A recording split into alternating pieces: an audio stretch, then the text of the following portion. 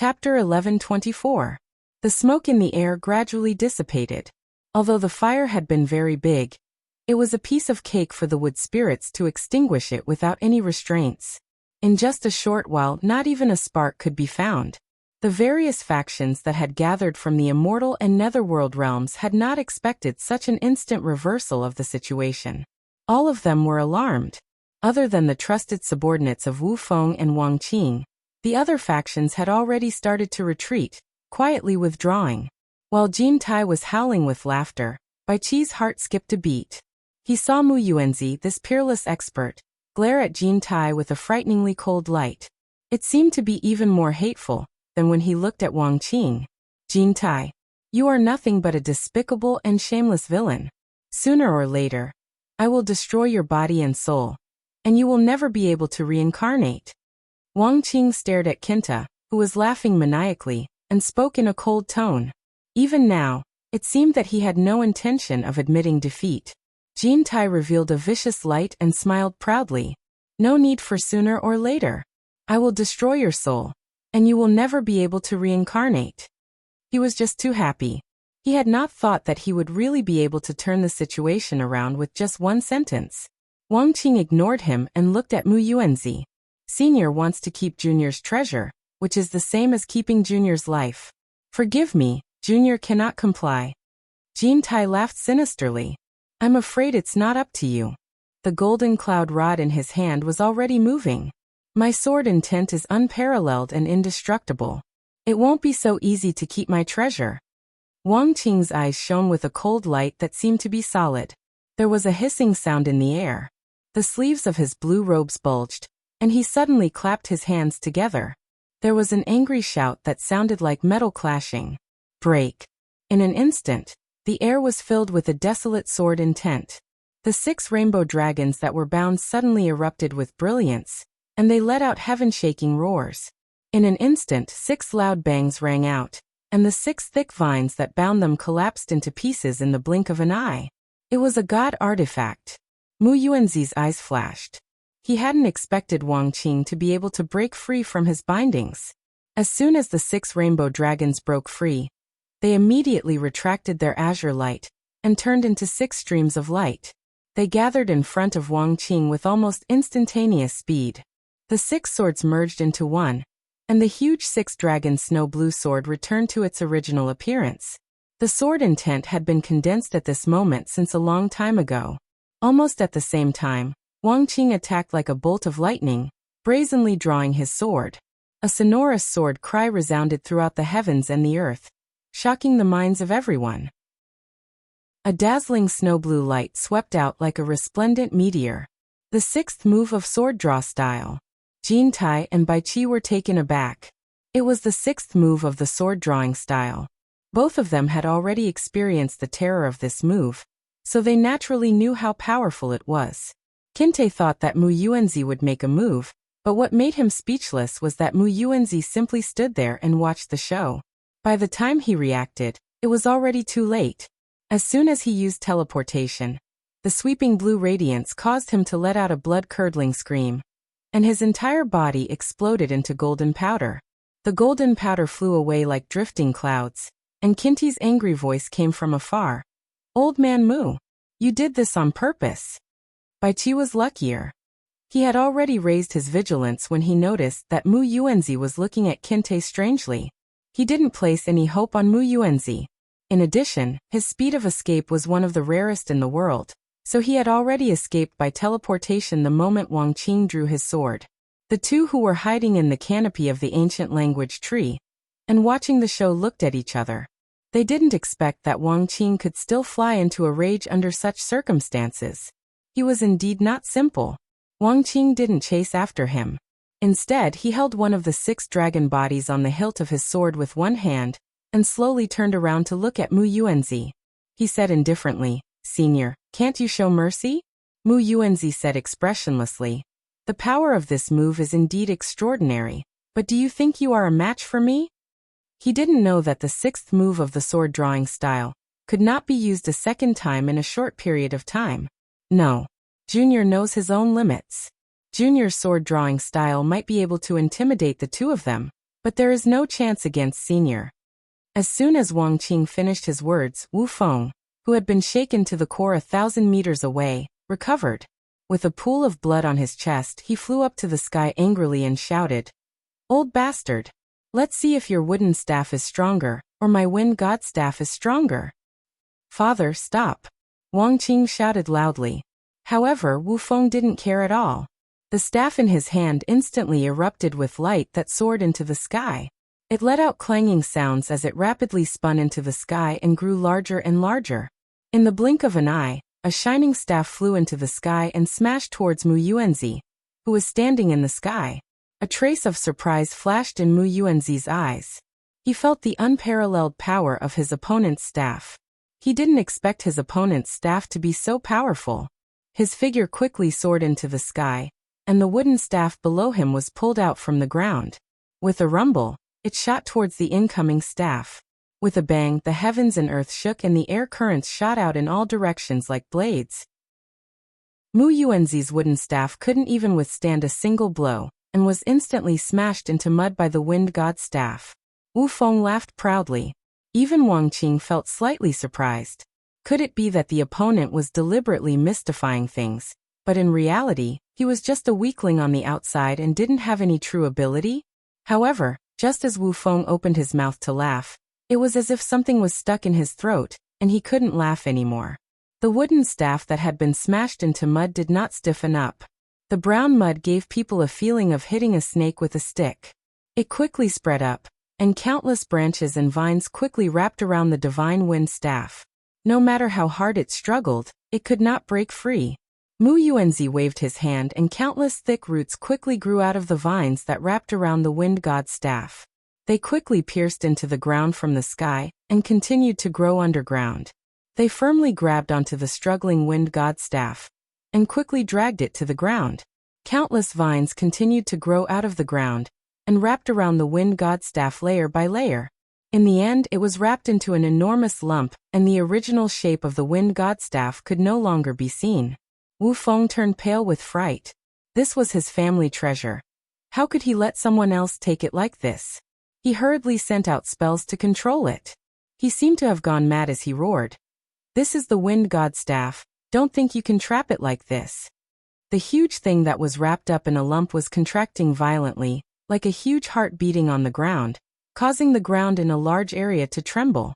The surrounding trees were all swaying along with the huge thing's contraction. It was obvious that the eel's scepter was trying to break free. The thick vines that bound it were breaking, but the vines on the ground were growing at an even faster speed, trapping the eel's scepter there. Mu Yuanzi glanced at Wang Qing. Seeing that he did not help and instead urged his father to stop, he immediately nodded slightly. He made up his mind and looked expressionlessly at the seemingly insane Wu Feng. He snorted coldly and said, "I didn't think I would see 2 god artifacts in one day.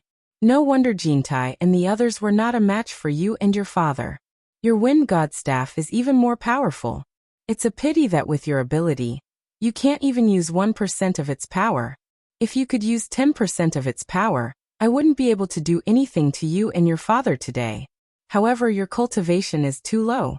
This treasure is not something you can easily control. If I wanted to kill you, it would be as easy as raising my hand.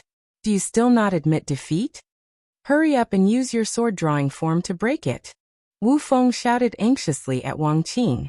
He completely ignored Mu Yuanzi's words. Wang Qing quickly flashed over and comforted him. Finally, Wu Feng calmed down. He understood that if Mu Yuanzi wanted to take his life now, it would be as easy as pie. Only then did Wu Feng bow unwillingly. Wu Feng admits defeat. "Senior, please be merciful."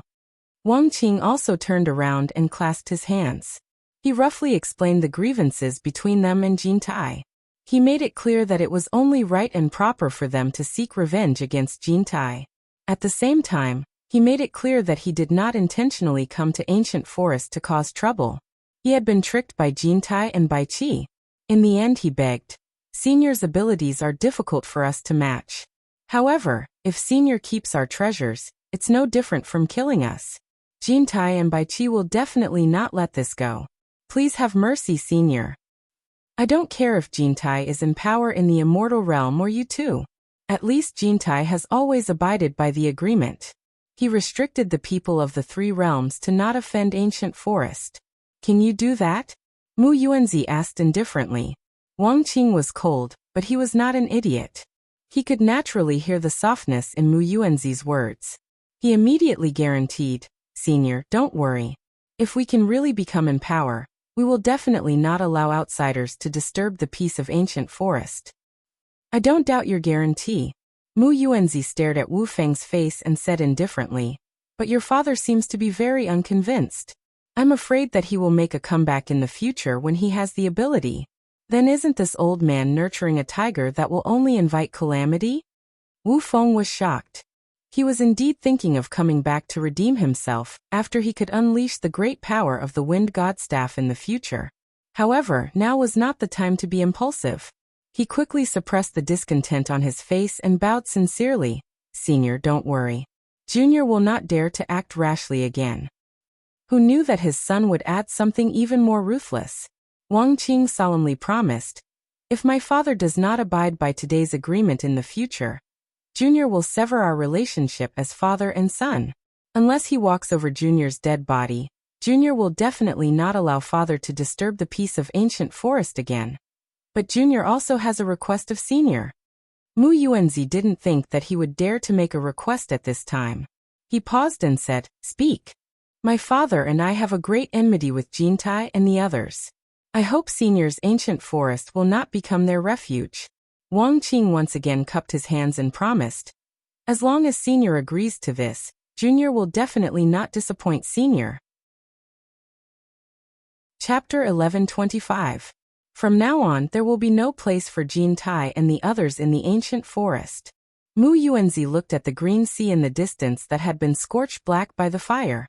His right hand opened slightly in his sleeve, and the countless vines that trapped the divine wind staff quickly retracted and burrowed into the ground with a swoosh.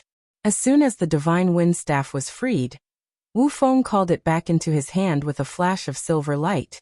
He looked at Mu Yuanzi in disbelief. He didn't expect that the other party didn't covet such a precious treasure. This made him calm down from his madness and start to reflect on his previous actions. I hope that you and your father will remember your promise. Mu Yuanzi waved his hand, indicating that they should leave the forest immediately. May I know your name, Senior? Wang Qing asked with a cupped fist salute. I have always been aloof from worldly affairs. There is no need to say my name. Mu Yuanzi waved his hand again, indicating that they should leave. Since the other party didn't want to say it, the father and son didn't dare to ask. They bowed together and quickly turned into flowing lights and left. The group of fearful subordinates finally heaved a sigh of relief. The capriciousness of the situation had indeed frightened them. They had originally wanted to take advantage of the situation to pursue and attack, but a terrifying expert had suddenly appeared out of nowhere. And in the blink of an eye, everyone was on the verge of death. Since they were lucky enough to escape, they naturally did not dare to stay any longer. They quickly followed the father and son and quickly left. From this day on, the news that there was a terrifying existence in the ancient forest quickly spread throughout the three realms. It was no longer a secret. The two hiding in the ancient language tree looked at each other. They didn't expect things to end like this. The most depressed was Yu Qianqiu. They had caused such a ruckus in the ancient forest, but this old man Mu had let them all go. He didn't even kill a single one. It was so disappointing. The two watching through the gaps in the leaves suddenly froze. They saw Mu Yuanzi look straight at them. The Great Bright Will immediately said, Not good. He's found us. Let's go quickly. Yu Qianqiu nodded in agreement.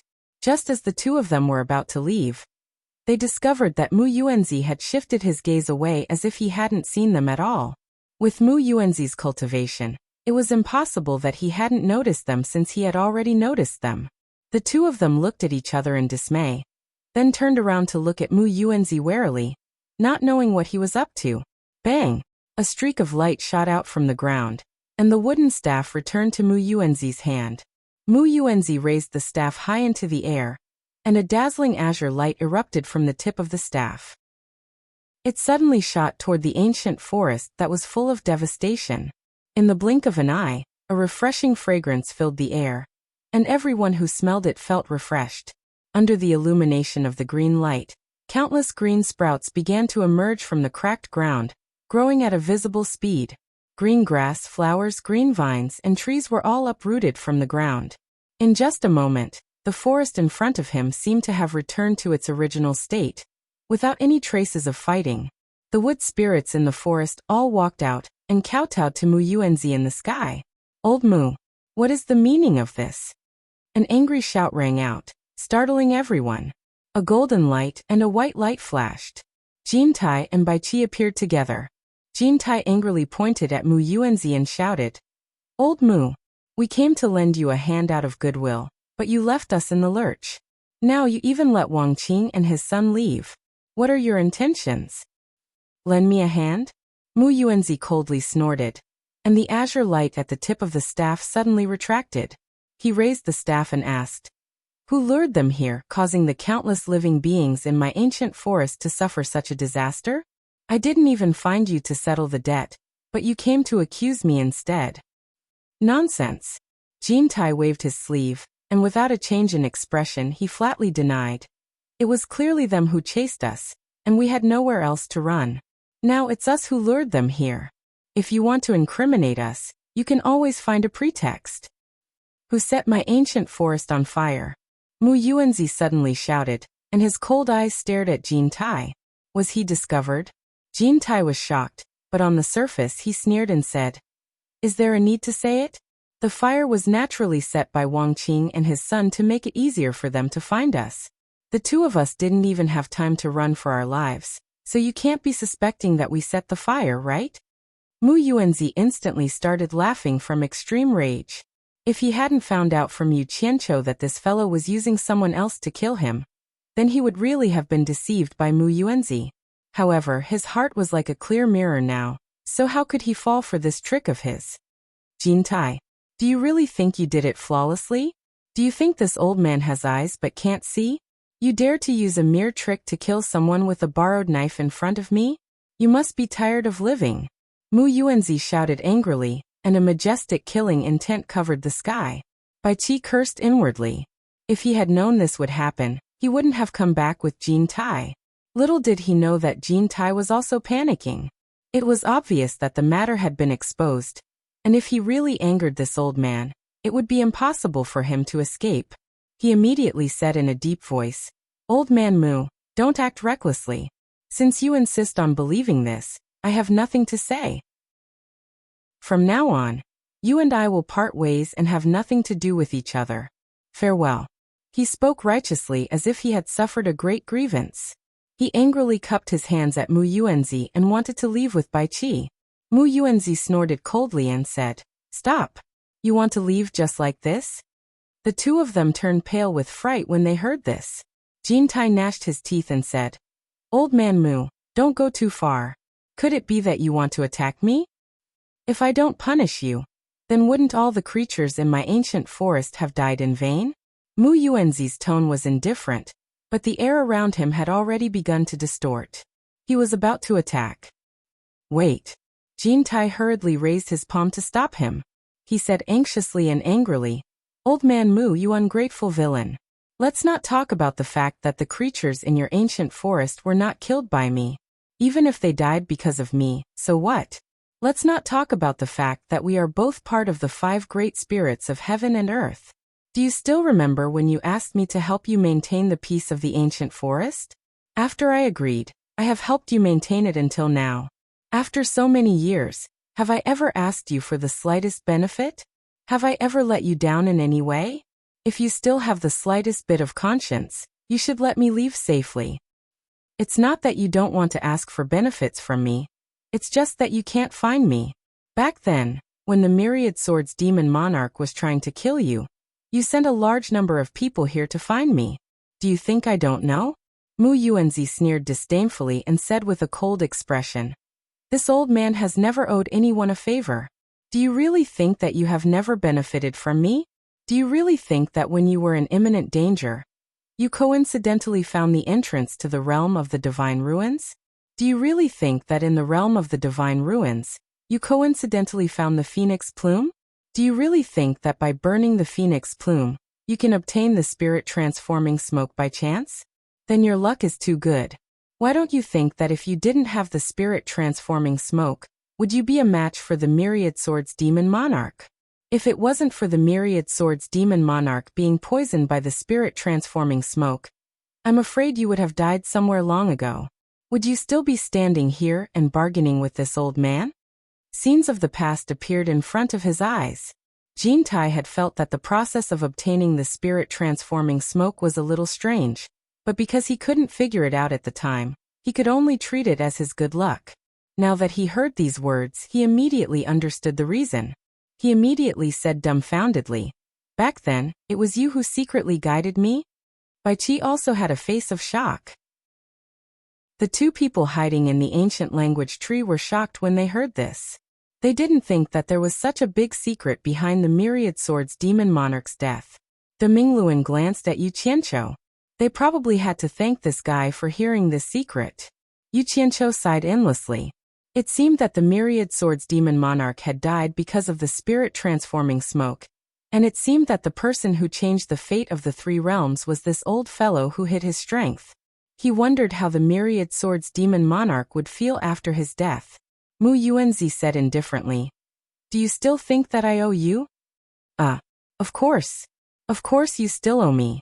Jintai could be said to be throwing caution to the wind in order to survive. He argued irrationally.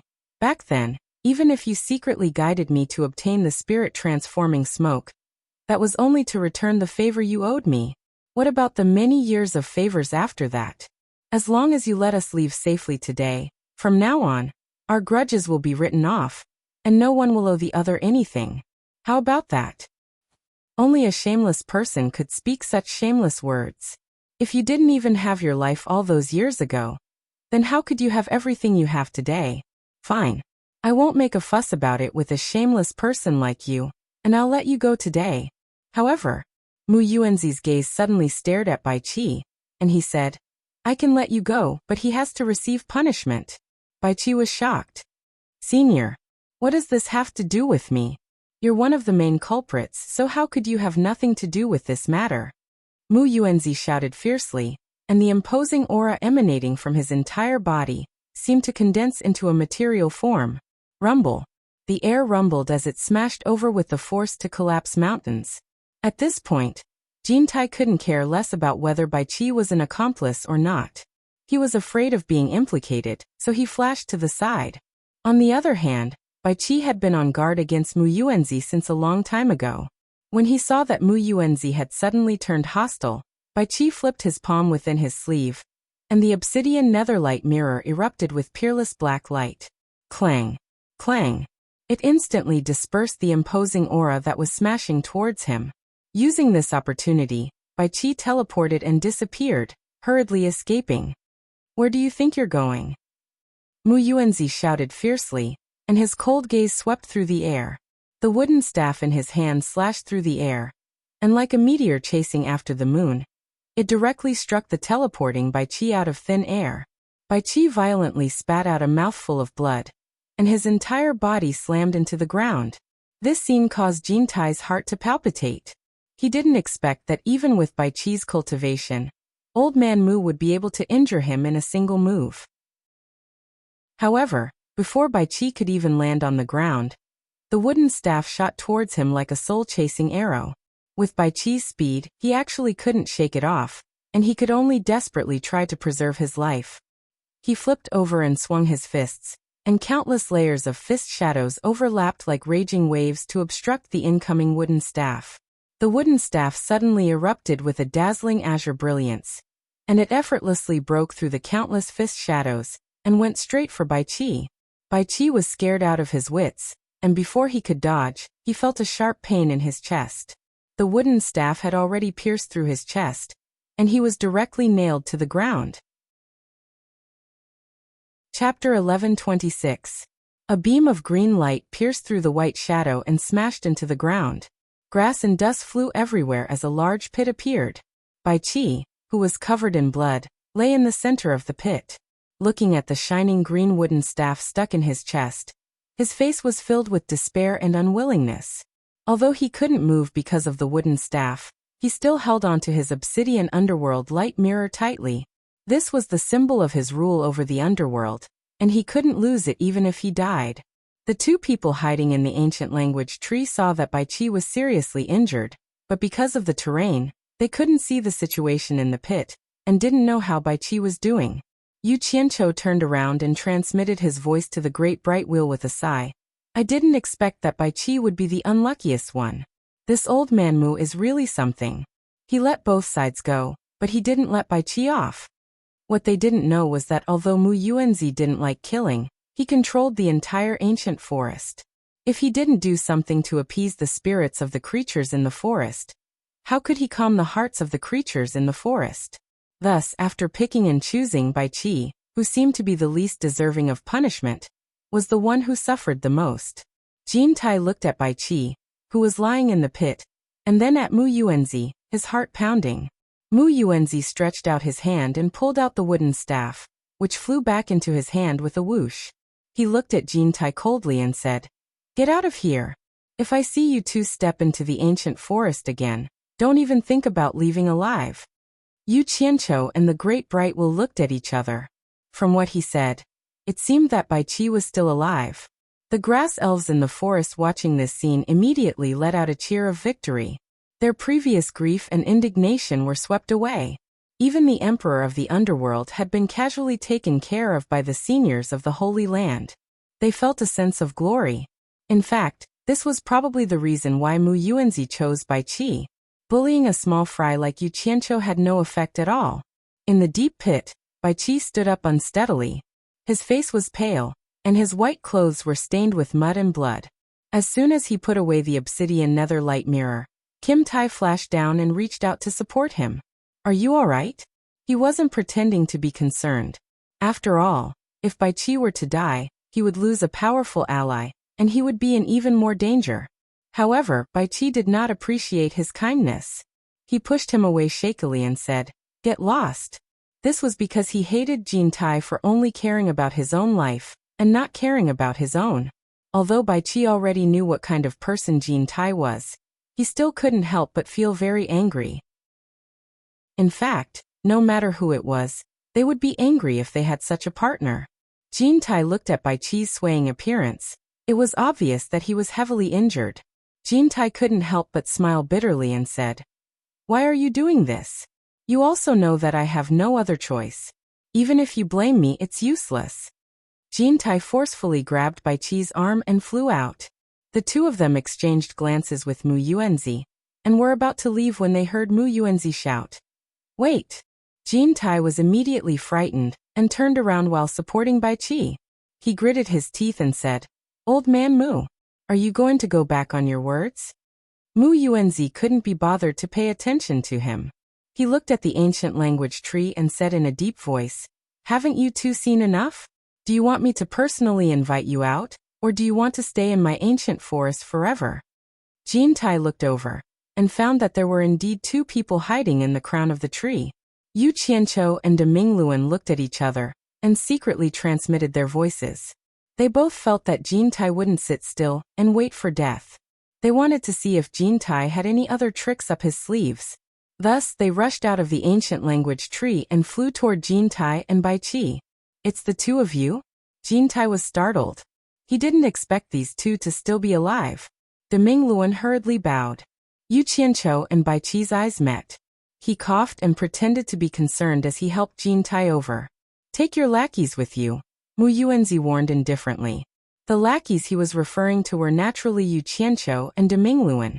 Under Jin Tai's instructions, De Mingluan summoned a flying shuttle. Yu Qianqiu helped the heavily injured Bai Qi onto it and laid him down. Finally, De Mingluan drove the flying shuttle and quickly flew them away.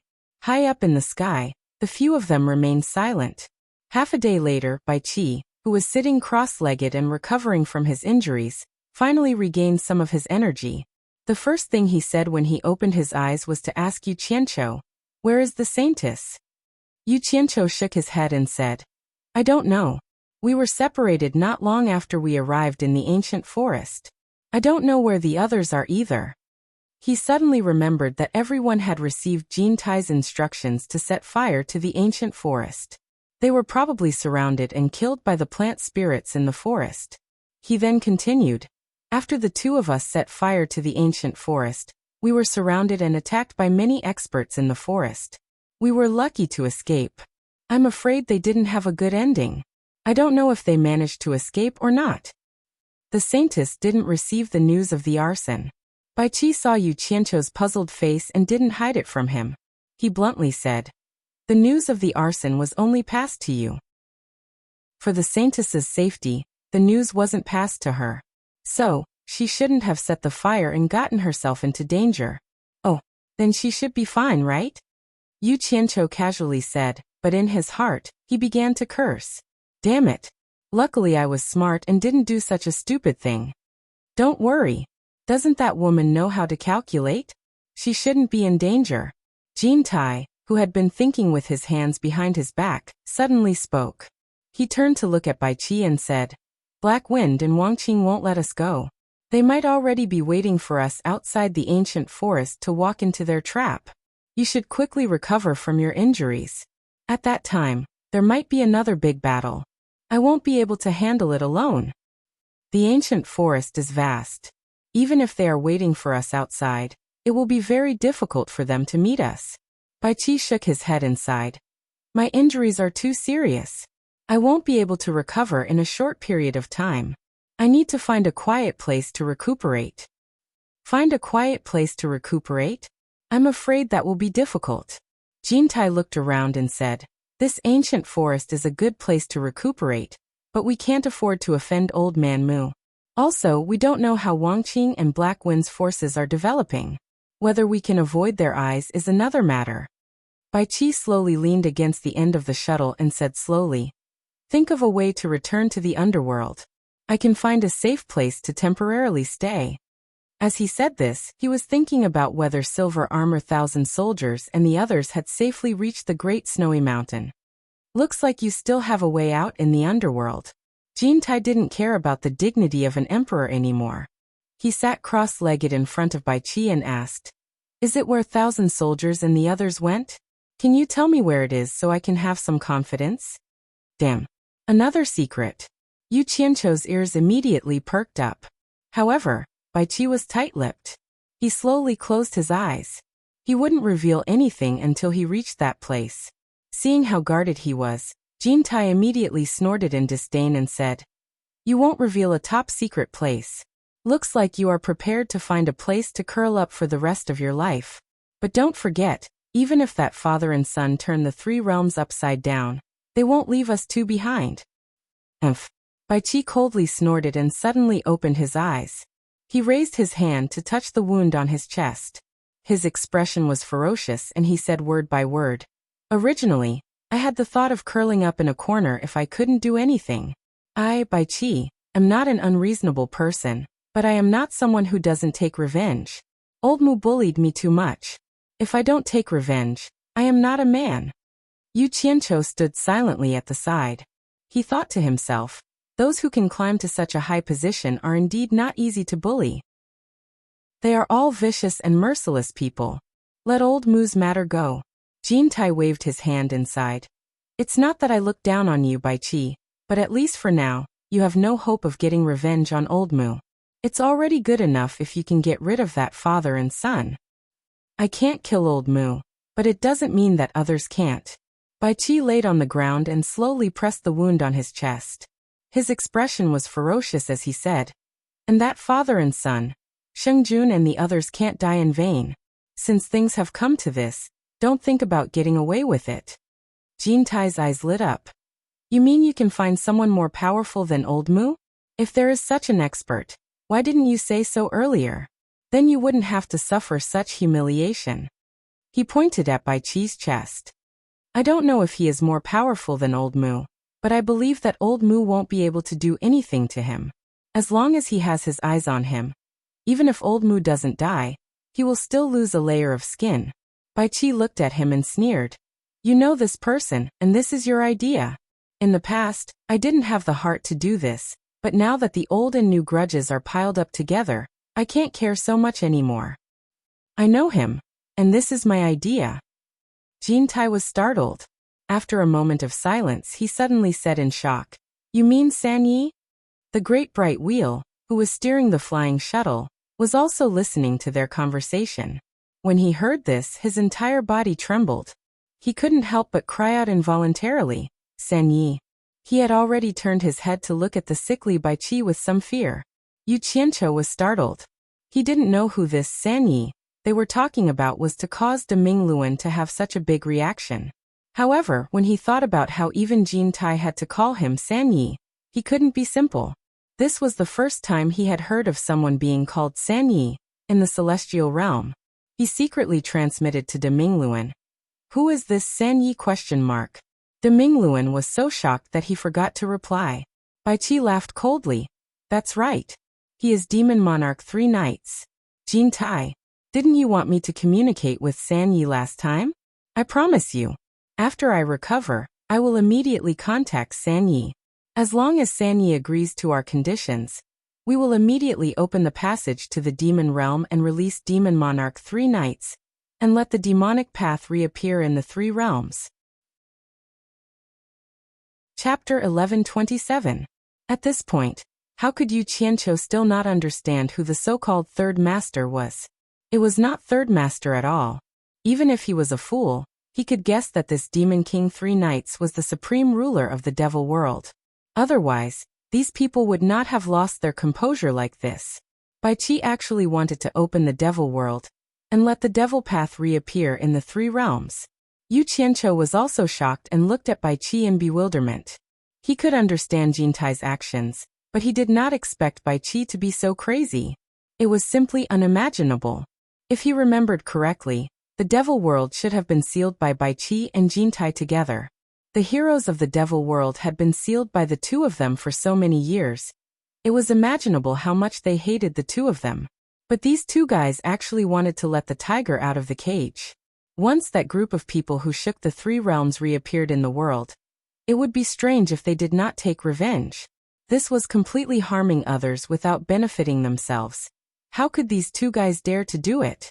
On second thought, he somewhat understood Bai Qi's craziness. A high and mighty emperor of the underworld for so many years, how awe-inspiring he was. After being forcefully taken away by others, it was already considered good that he could still maintain his rationality under such a situation. In the end, he was beaten up by Old Man Mu. Just think about it. Old Man Mu did not beat up the main culprit, Jintai, nor did he beat up the father and son who had gathered to cause trouble, but instead beat him up for no reason. Wasn't this bullying? This was no different from beating a dog when it was down. Putting yourself in Old Man Mu's shoes, anyone would find it hard to accept, let alone Bai Qi, who was once the emperor of the underworld. For someone like Bai Qi, the principle of if you succeed, you become king should be clearer than anyone else. Coupled with the fact that he often dressed like a scholar, it was obvious that he was a person who thought highly of himself. This kind of person was not afraid of suffering losses, and what he could not stand the most was being humiliated by others. Moreover, it was being humiliated in public, and he did not even have the strength to fight back. This had probably become a great humiliation in Bai Qi's heart, and he would not rest until he got his revenge. Haha! Jintai was startled at first, but then he burst into wild laughter. He stood up and said, You've finally figured it out. You'd rather die in glory than live in dishonor. Instead of being exterminated, it's better to have a talk with Sanyi. As long as Sanyi agrees to our conditions, it's not like we won't have a foothold in the 3 realms. As long as we have a place to stay, we can be safe for the time being. Who dares to say that we won't have a chance to make a comeback in the future? As for the life and death of the people in the world, it has nothing to do with us. Hearing this, Bai Qi nodded and closed his eyes. I'd rather betray the world than let the world betray me. With a single sentence, he expressed the hatred in his heart. What a good! I would rather betray the world than the world betray me. I like it. Isn't it just going to the netherworld? Jintai clapped his hands and praised. He regained his ambitious spirit and strode to the front of the flying shuttle. He shouted at the great bright wheel, Move aside! Leaving aside the great bright wheel, he personally stood at the front and drove the flying shuttle.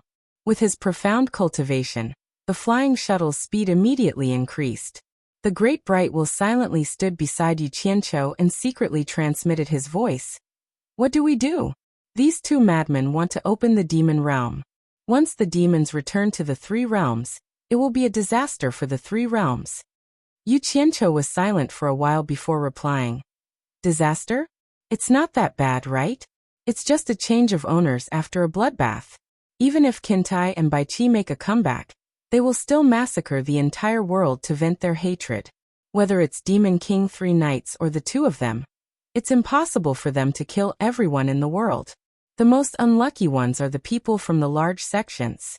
In any case, there aren't many people who don't have blood on their hands. It doesn't matter if they all die. Let's wait and see. Baiqi is actually able to contact the people from the sealed demon realm. I want to see how he does it. Let's wait and see. If it's disadvantageous to us, it won't be too late to think of a way to stop it. Right now, even if we want to stop it, we won't be able to. Worrying is pointless. The great bright will was silent. After thinking about it, it made sense. If they followed them quietly now, they could still find out some secrets and prepare for the future.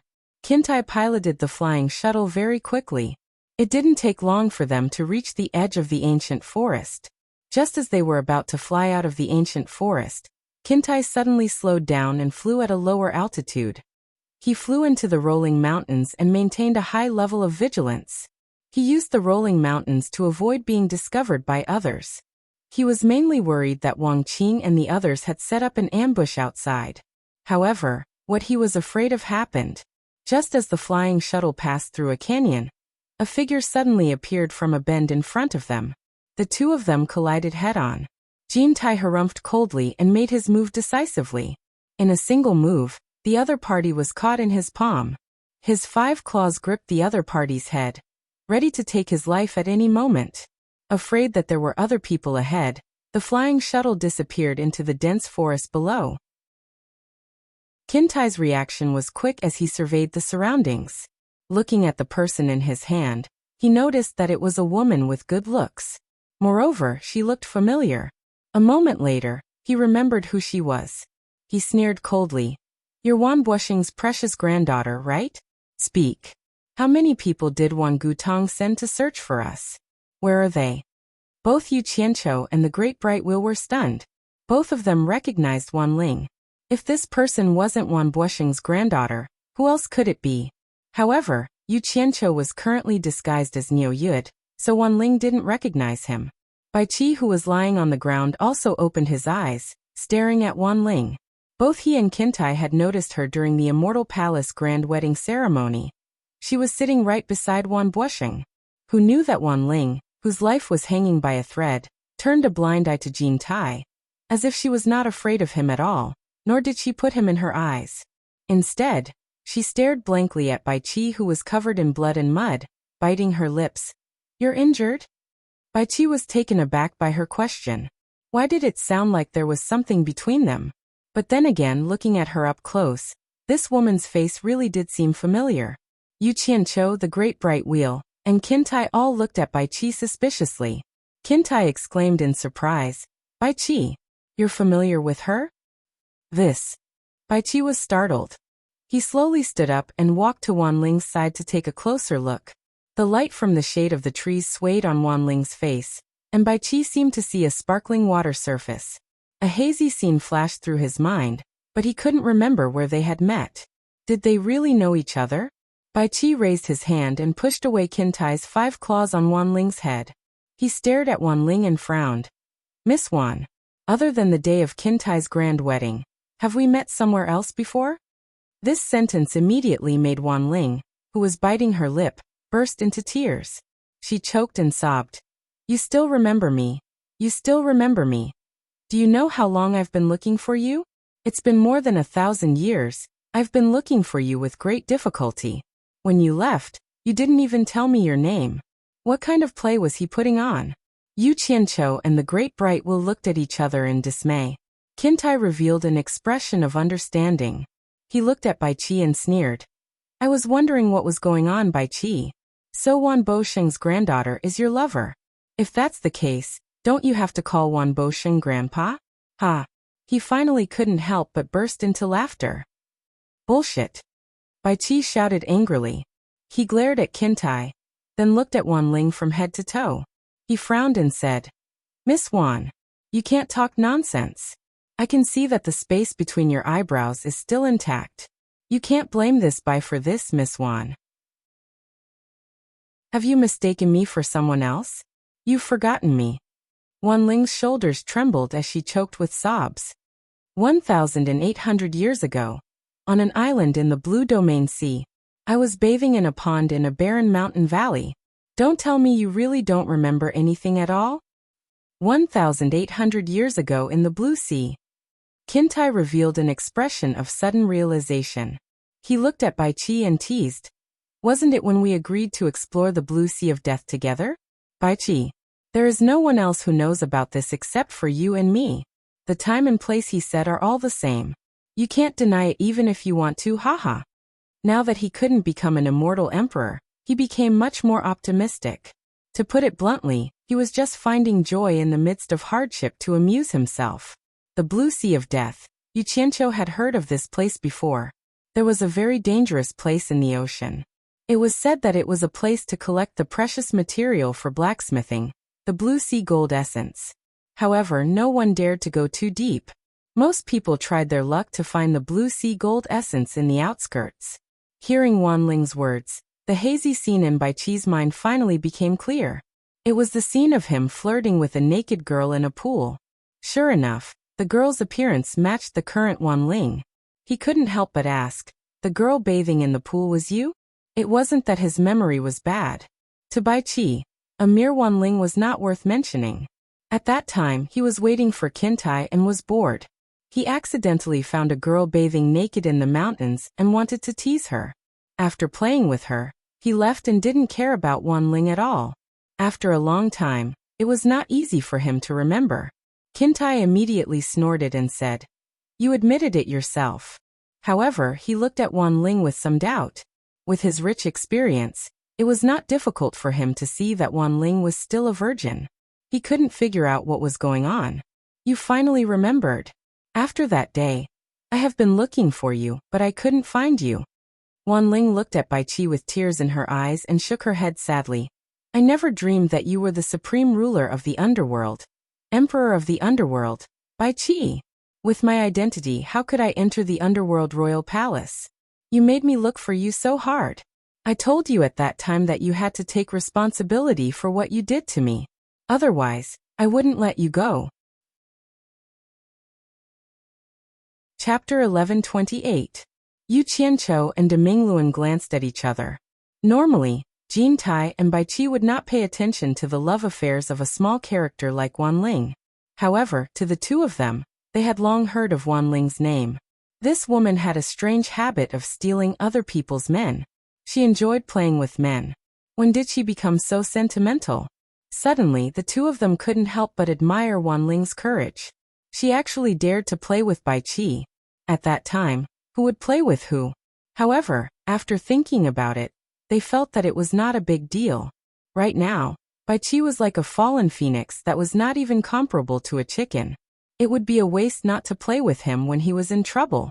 The two of them were prejudiced by Wan Ling's reputation, and didn't know the story behind Wan Ling's words. However, after hearing this, Bai Qi felt a toothache. He looked at Wan Ling and bitterly smiled. Let bygones be bygones. Plus, it's not like I haven't done that to you yet. Plus, I am in a precarious situation right now. How can I be responsible for others? If Miss Wan promises not to reveal our whereabouts, I can let you go. Jin Tai, on the other hand, didn't say anything.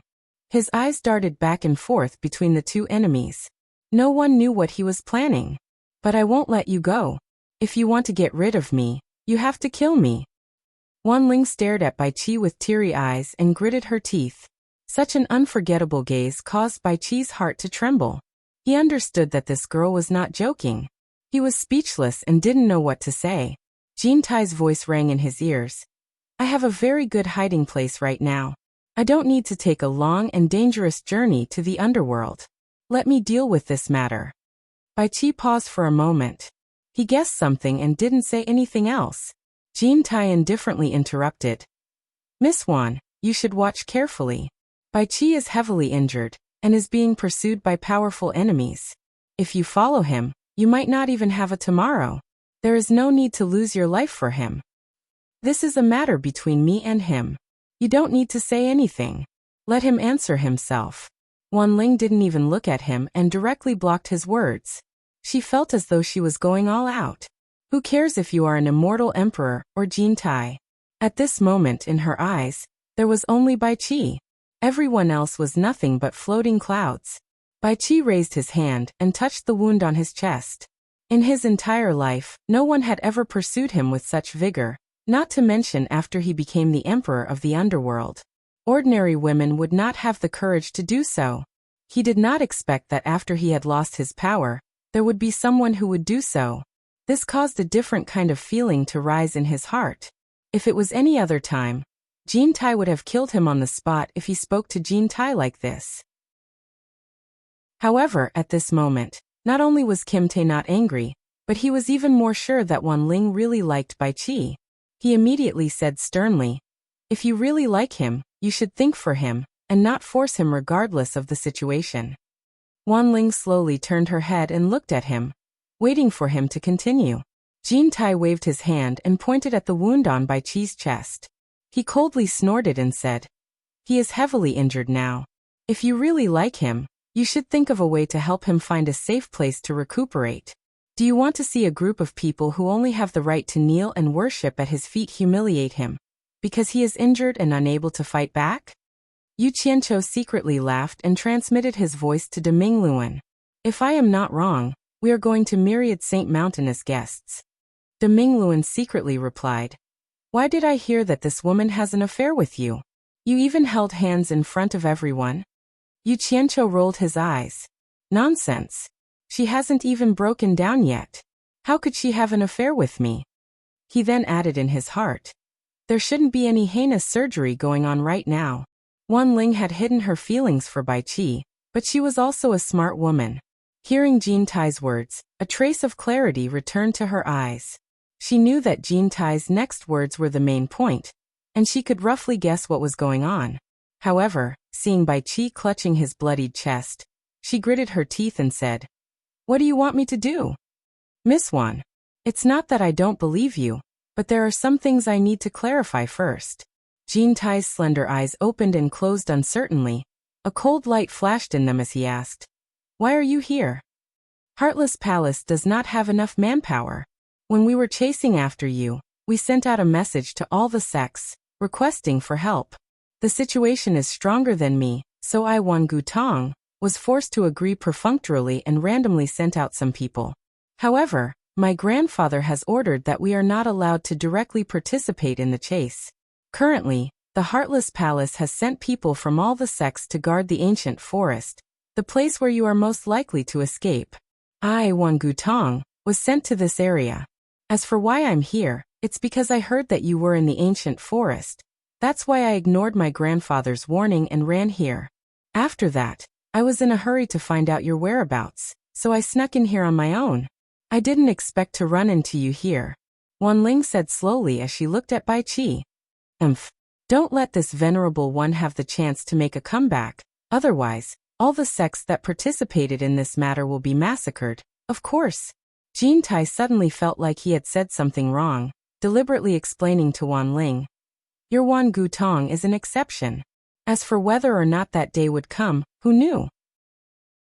Wan Ling didn't care whether Jean Tai was telling the truth or not. She continued to look at Bai Qi. The ancient forest is vast. It's impossible to guard the entire outer perimeter, so it's not difficult to leave. Furthermore, this area is under my, Wan Gutong's guard. I know where the guards are. I can safely lead you away from the eyes. But where are we going after we leave?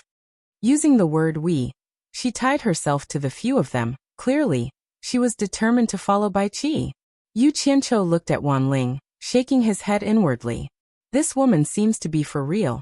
Could it be that this was the so-called, a grown woman can't be kept at home, siding with an outsider? Jean Tai narrowed his eyes as he looked at Wan Ling, speaking slowly. I'm sure your Wan Gu Tong's Myriad Saints Mountain has no problem hiding the few of us, right? Doesn't that mean I can be with him every day? Wan Ling's eyes lit up as she looked at Bai Qi, nodding her head profusely. The Heartless Palace needs our Wan Gu Tong's help, hoping that our Wan Gu Tong will support them in wiping out the immortal world's powers. They won't be able to guess that you guys are hiding in my Myriad Saints Mountain. And I have my own mountain. No one will be able to find you guys. Before she could finish her sentence, she looked at Jean Tai in shock. If Jean Tai's group was discovered hiding in the Myriad Saints Mountain, then how could the Heartless Palace let Wan Gu Tong go? Wouldn't it be a disaster for Wan Gu Tong? Wan Ling hesitated for a moment. Jean Tai heaved a sigh of relief in his heart. If Wan Ling had agreed too readily, he might have been suspicious of her, and that was within reason. He immediately pointed at Bai Qi and promised, "Miss Wan, don't worry. Once he recovers from his injuries, we will leave the Myriad Saints Mountain immediately. In the meantime, we will not expose our identities and bring trouble to Wan Gu Tong." Women in love were usually muddle-headed, not to mention Wan Ling couldn't wait to be with Bai Qi. How could she make a rational decision? In the end, her emotions won over her rationality, and she agreed nervously. Under Wan Ling's suggestion, the few of them quickly changed their attire. Wan Ling didn't need to change herself, because they still needed to use her identity to avoid trouble along the way. As for Yu Qianqiu, he didn't need to make any changes. No one could recognize his current appearance, but everyone else had changed their appearances. Even Kim Tae had finally given up on his high and mighty golden clothes. After the preparations were complete, the flying shuttle silently swept out of the dense forest. This time, they switched back to the bright wheel to drive the flying shuttle. Under Wan Ling's guidance, the few of them rushed out of the ancient forest without any surprises or danger. Far away from the ancient forest, Wan Ling sat beside Bai Qi, who was disguised as an old man. Jean Tai, who was dressed like a muscular man, also stared at Wan Ling. He was undoubtedly warning Wan Ling that if she dared to play any tricks, he would kill her immediately. Although the speed of the Great Bright Wheel driving the flying shuttle was not considered slow, as they had to avoid the heavily guarded areas along the way, it took them more than half a month to finally see a majestic mountain range that towered into the clouds, Myriad Saints Mountain. Along the way, they also encountered many interrogations, but with Wan Ling carrying the identity of Wan Buoxing's granddaughter, no one was willing to provoke this tigress when the situation in the immortal world had suddenly changed, so they arrived at their destination safely. With Wan Ling present, the Myriad Saints Mountain's protective formation and tight defense were completely ineffective against them. The flying shuttle directly bypassed the majestic main peak and flew to the back mountain. Yu Qianqiu couldn't help but take a few more glances at the magnificent palace on the majestic main peak. He guessed that it was the famous Myriad Saints Palace in the immortal world. On the top of a mountain shrouded in clouds and mist, Wan Ling used a technique to break the protective formation, and the flying shuttle flew through the clouds and landed in the manner at the top of the mountain. On the contrary, the sky outside was clear. The few people who came here for the first time couldn't help but look around. Clouds surged around the mountain peak, and wild cranes flew past leisurely. From time to time, they could see streams of light streaking across the sky. The manor was surrounded by layers of green pine trees, and the flowers in the garden swayed in the wind. It was beautiful and tranquil. It was like a place where immortal happiness could be enjoyed forever. It was like a woman's residence, but it was a little cold and quiet. There was not a single person in sight. A few white deer that were domesticated on the mountain were not afraid of strangers. They actually walked in and out of the manor's gate leisurely. When they saw Wan Ling had returned, they immediately ran over with their hooves and surrounded Wan Ling to show their affection. After landing, Wan Ling heaved a sigh of relief. She finally arrived safely without any surprises. She dispersed the white deer that surrounded her and said to the few people, "All right. There's no one else here, and no one will barge in without my permission. You guys can show your original appearance and walk around the manor without worry. But just in case, try not to show your face, in case of any accidents." Her words were not a lie. In the entire Myriad Saints Mountain, even her grandfather Wan Buoxing didn't dare to barge in. Otherwise, it would incur her wrath. She could throw a tantrum outside. But in here, No one knew that she was often depressed or even washed her face with tears. This was her privacy, and she didn't want anyone to see it. Over time, the entire Myriad Saints Mountain knew that no one could barge in here, causing many people to curse her for being crazy. But now, it had become the perfect hiding place for the few of them. Chapter 1129. The manor at the top of the mountain faced the north. Although it was not big, there were still plenty of rooms for a few people to live in. As the saying goes, the guest follows the host. The four of them were arranged in the left and right courtyards. Jin Tai and Bai Qi were in the left courtyard. Yu Qianqiu and De Mingluan were in the right courtyard. The remaining backyard was Wan Ling's sleeping quarters. Wan Ling originally wanted to arrange Bai Qi in her backyard, but Jin Tai was determined to follow Bai Qi. He would live wherever Bai Qi lived. The backyard was her own room. It was fine for the man she liked to live there, but she couldn't accept Jin Tai living there. Bai Qi, who felt that he was living off a woman, was embarrassed to be with her all the time. He kept rejecting her politely. As a result, it was not convenient for Wan Ling to abuse her power. She could only arrange for the two of them to live in the left courtyard. Although the room could separate people, it could not separate people's hearts. It was unavoidable for Wan Ling to go to Bai Qi's room at least 3 times a day. She didn't know if Bai Qi could recover in peace here.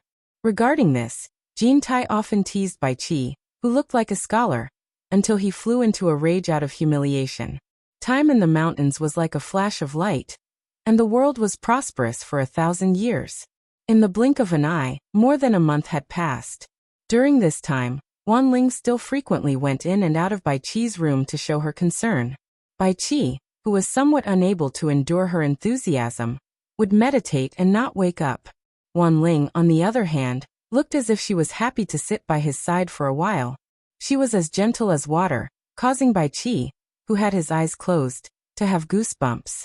Although he knew that there shouldn't be any danger here, Jin Tai was still very careful. He rarely went out of the left courtyard. He would only call out to Wan Ling every day after she came to visit Bai Qi to ask about the situation in the outside world. After knowing about the ancient forest, the sects in the immortal world almost didn't resist at all.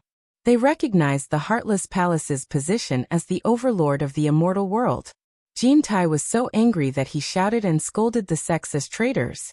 He would definitely massacre them in the future. However, he didn't think about whether there was a need for the sects to be loyal to him. He had already fallen in the immortal world, yet he still wanted the support of others. It was no different from a fool's dream. Every day, De Mingluan maintained a respectful attitude and went to the left courtyard to pay his respects to Jin Tai. Almost every time, he would first listen to Jin Tai's vow about how he would take revenge. Afterwards, he would express great praise for his loyal subordinate and promise that if he conquered the world in the future, he would make De Mingluan a person who was above tens of thousands of people. Although the Great Bright will only listen to this, it still revealed an ecstatic expression and was deeply grateful. It even vowed that it would do its best to be loyal to them. In any case, no one was a fool, and they would say anything that was easy to listen to. Ming Mingling also received a new task. Of him. Of the things the Dahi. Of Ming Ming King of Great. Ming of Tai and Sqi, and Ling of the Chi. The. Of course, Yu Qianqiu was dismissive. What does it have to do with me? At most, I'll just leave. On the surface, he seemed to be the most carefree person in the entire manor. Every day, he would wander around the outside of the manor. He would linger under the pine mist, admiring the green mountains and clouds of Myriad Saint Mountain and the people in the sky. When he was hiding in his room, he would let De Mingluan keep watch. He would sneak into the Divine Ruin realm to do his own things, or he would change his appearance and go to the illusory Immortal City to gather information. When he was hiding in his room, he would let De Mingluan keep watch.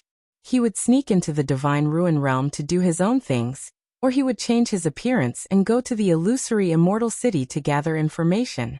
In short, everyone had their own things to do. Wan Ling had to put in effort to deal with the matters in the sect. Not only did she avoid giving herself away, she also had to take care of Bai Qi. She also had to deal with Jin Tai's long-winded questions. Bai Qi practically hid in his room, and did not step out of his room to recuperate and recover from his injuries. He could not bear Wan Ling's gentleness. Jin Tai was concerned about the situation outside the mountain. He constantly fantasized about how to counterattack.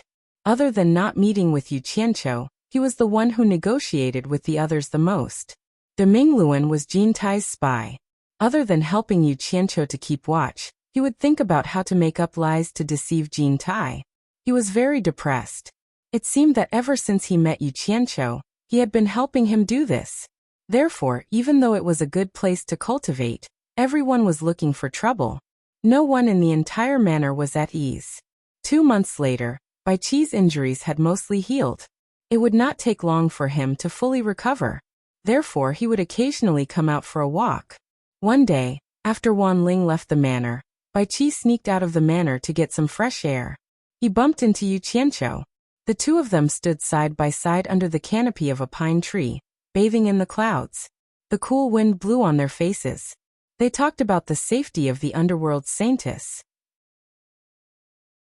Not long after, Jin Tai followed Bai Qi to find him. As soon as he arrived, Yu Qianqiu immediately shut up.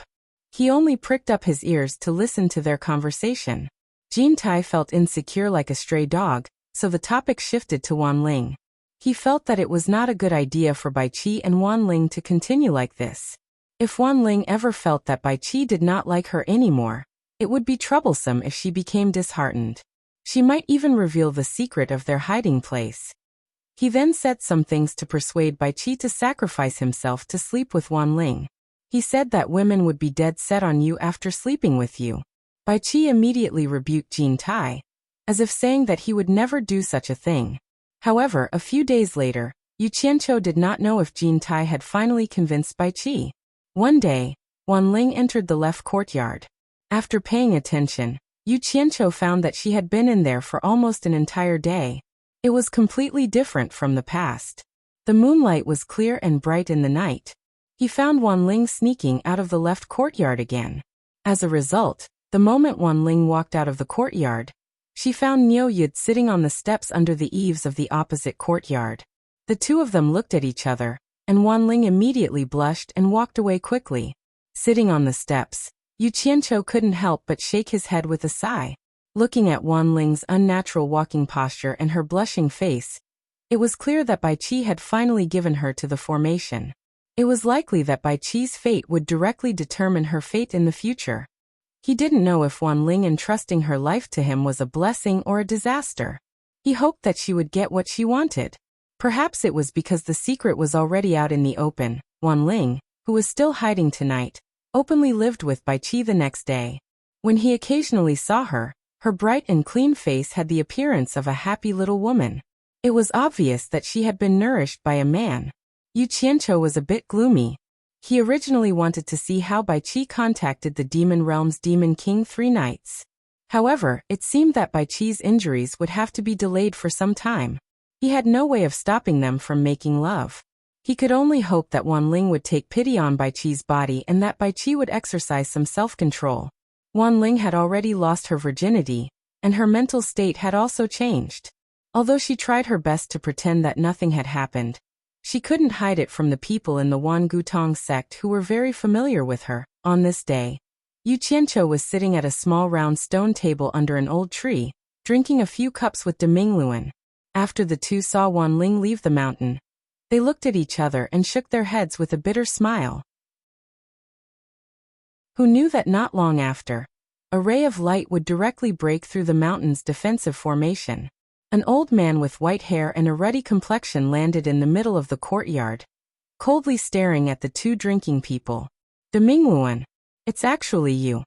The old man with white hair and a ruddy complexion exclaimed in surprise. His gaze then turned to Yu Qianqiu. Not only did he not know who he was, but he also realized that he couldn't see through the other party's cultivation. He was even more shocked. He didn't expect that there would be two people hiding in his granddaughter's residence. Yu Qianqiu looked at De Mingluan inquiringly, but De Mingluan had already stood up and cupped his fists smiling. Sect Master Wan. It's been a long time since we last met. You've become even more energetic. Yu Qianqiu was also slightly surprised. So this person was Wan Gutong's sect master, Wan Bosheng.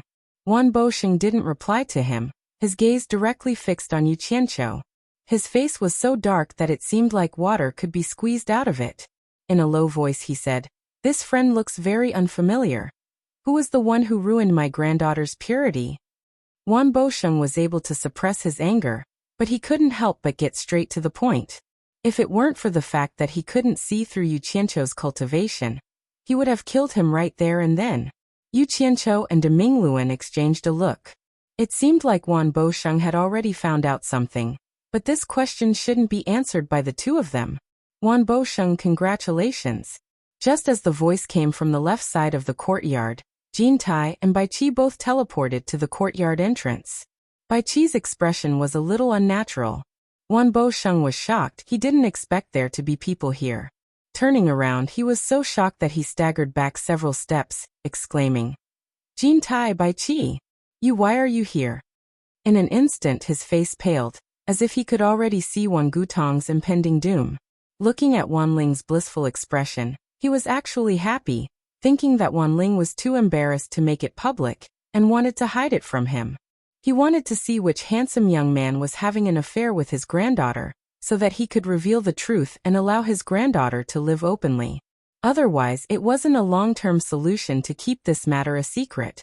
Thus, he tricked his granddaughter to run a small errand, while he took the opportunity to come and see what was going on. In the end, he saw such a shocking scene.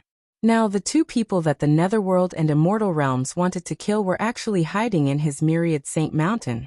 Jin Tai laughed loudly hearing this, looking at Bai Qi mockingly. "The Emperor of Netherworld and your granddaughter have tied the knot. Of course I have to come and offer my congratulations. Am I not welcome here?" Even with Bai Qi's experience and knowledge, he was still embarrassed by this situation. On top of that, he met this guy who added oil to the fire. He could only grit his teeth and glare at Jin Tai before slowly cupping his fists. "How is Patriarch Wan?" "It's over. It's over. It's actually him." Wan Bosheng's face paled. His body swayed slightly as if he couldn't take this blow. Things were already clear.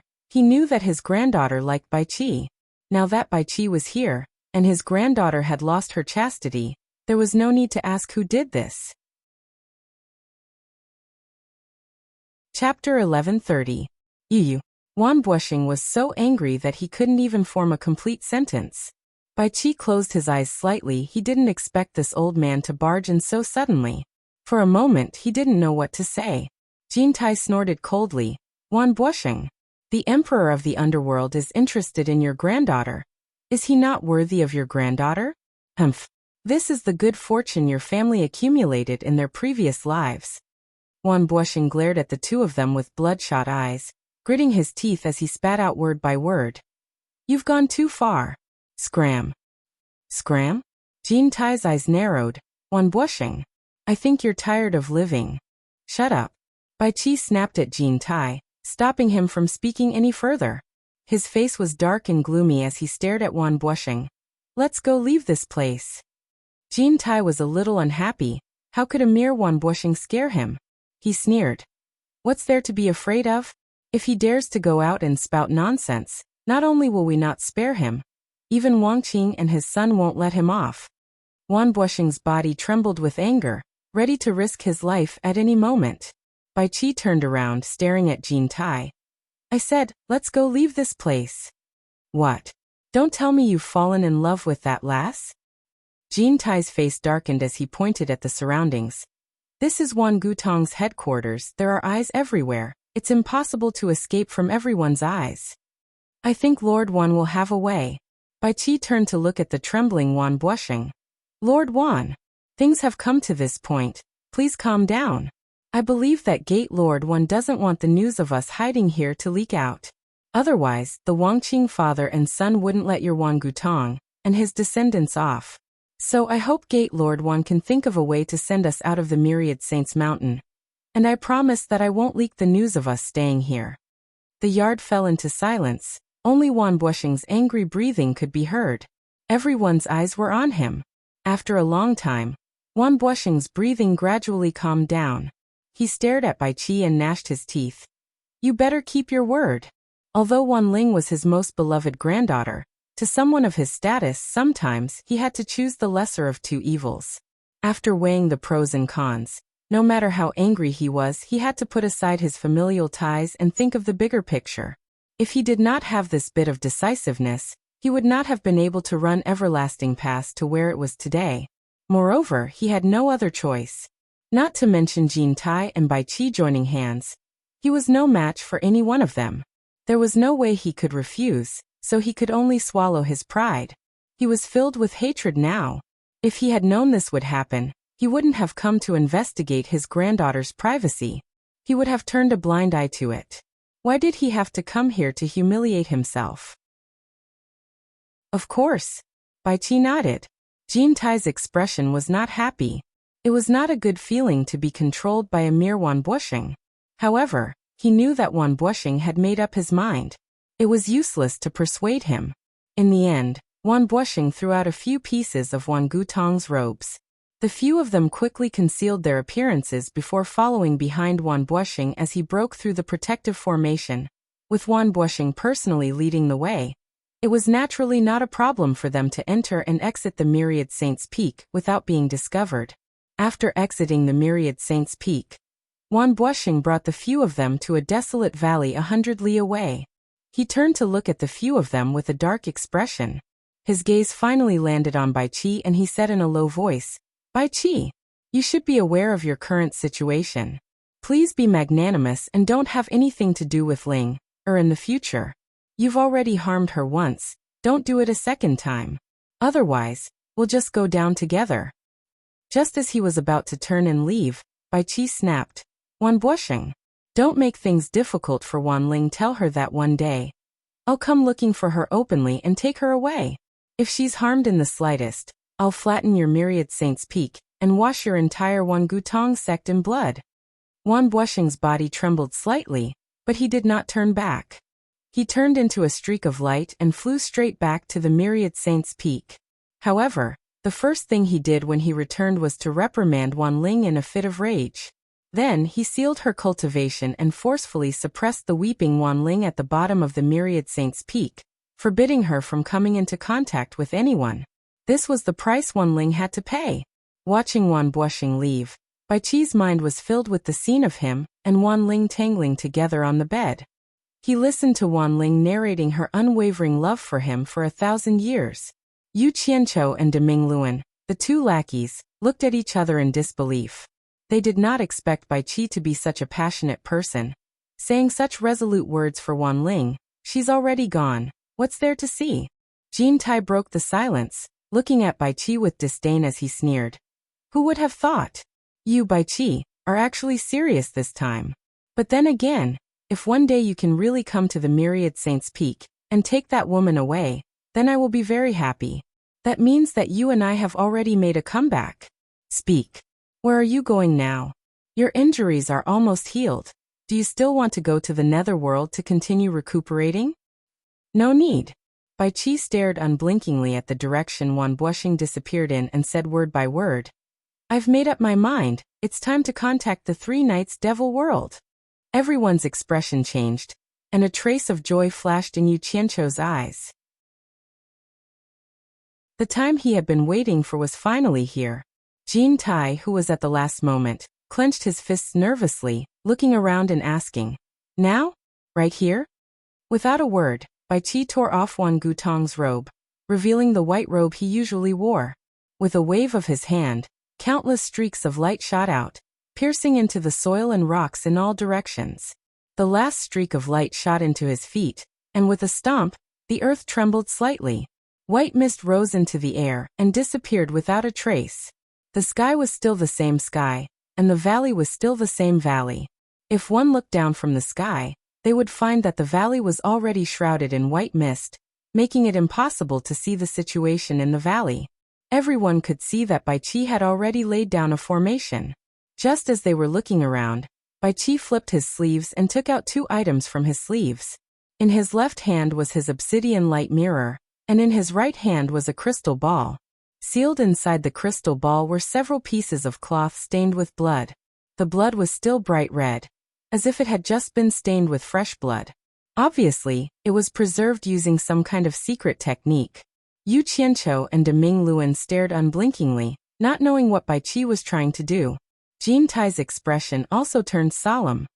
He tore off his Wan Gu Tong robe, and with a flash of golden light, a magnificent golden robe appeared on his body. The majesty of an immortal world emperor reappeared, but no one knew who he was putting on a show for. The obsidian light mirror slowly floated forward from Bai Qi's hand, growing bigger and bigger. In the blink of an eye, it became a mirror more than 10 meters in length and width, hovering in front of them. The mirror's surface was large and smooth, and the engravings around it were simple and elegant. The images of the 4 people present were clearly reflected in the mirror. The crystal ball was held in Bai Qi's palms, and its surface glowed with a gentle white light. Following that, a thin layer of red mist seeped out from the crystal ball, swirling around it, and the blood-red cloth sealed inside the crystal ball seemed to dim a little. As the gentle white light on the surface of the crystal ball disappeared, Bai Qi flipped his palm and put away the crystal ball. Then he quickly pointed 2 fingers through the red mist in front of him, pointing at the obsidian light mirror floating in the air. The red mist that carried a trace of the smell of blood immediately throbbed, and began to dance around Bai Qi's finger like a light smoke. "Go!" Bai Qi shouted, and the red mist at his fingertip condensed into a red light that shot towards the large mirror in front of him. With a pu sound, it turned back into red mist and dissipated on the surface of the mirror. Bai Qi's hands quickly formed complicated seals, and rays of white light continuously entered the center of the mirror. A fist-sized black spot gradually became clear in the center of the mirror, like a black hole. When everyone's gaze fell on the black hole, they felt as if they were trapped in it, and even Jin Tai was no exception. As soon as the black hole appeared, the red mist that spread out from the mirror immediately began to spin rapidly, swirling towards the center. The surface of the mirror was so smooth that not even the slightest crack could be seen. But the red mist was completely devoured by the black hole in the blink of an eye. The situation was extremely strange.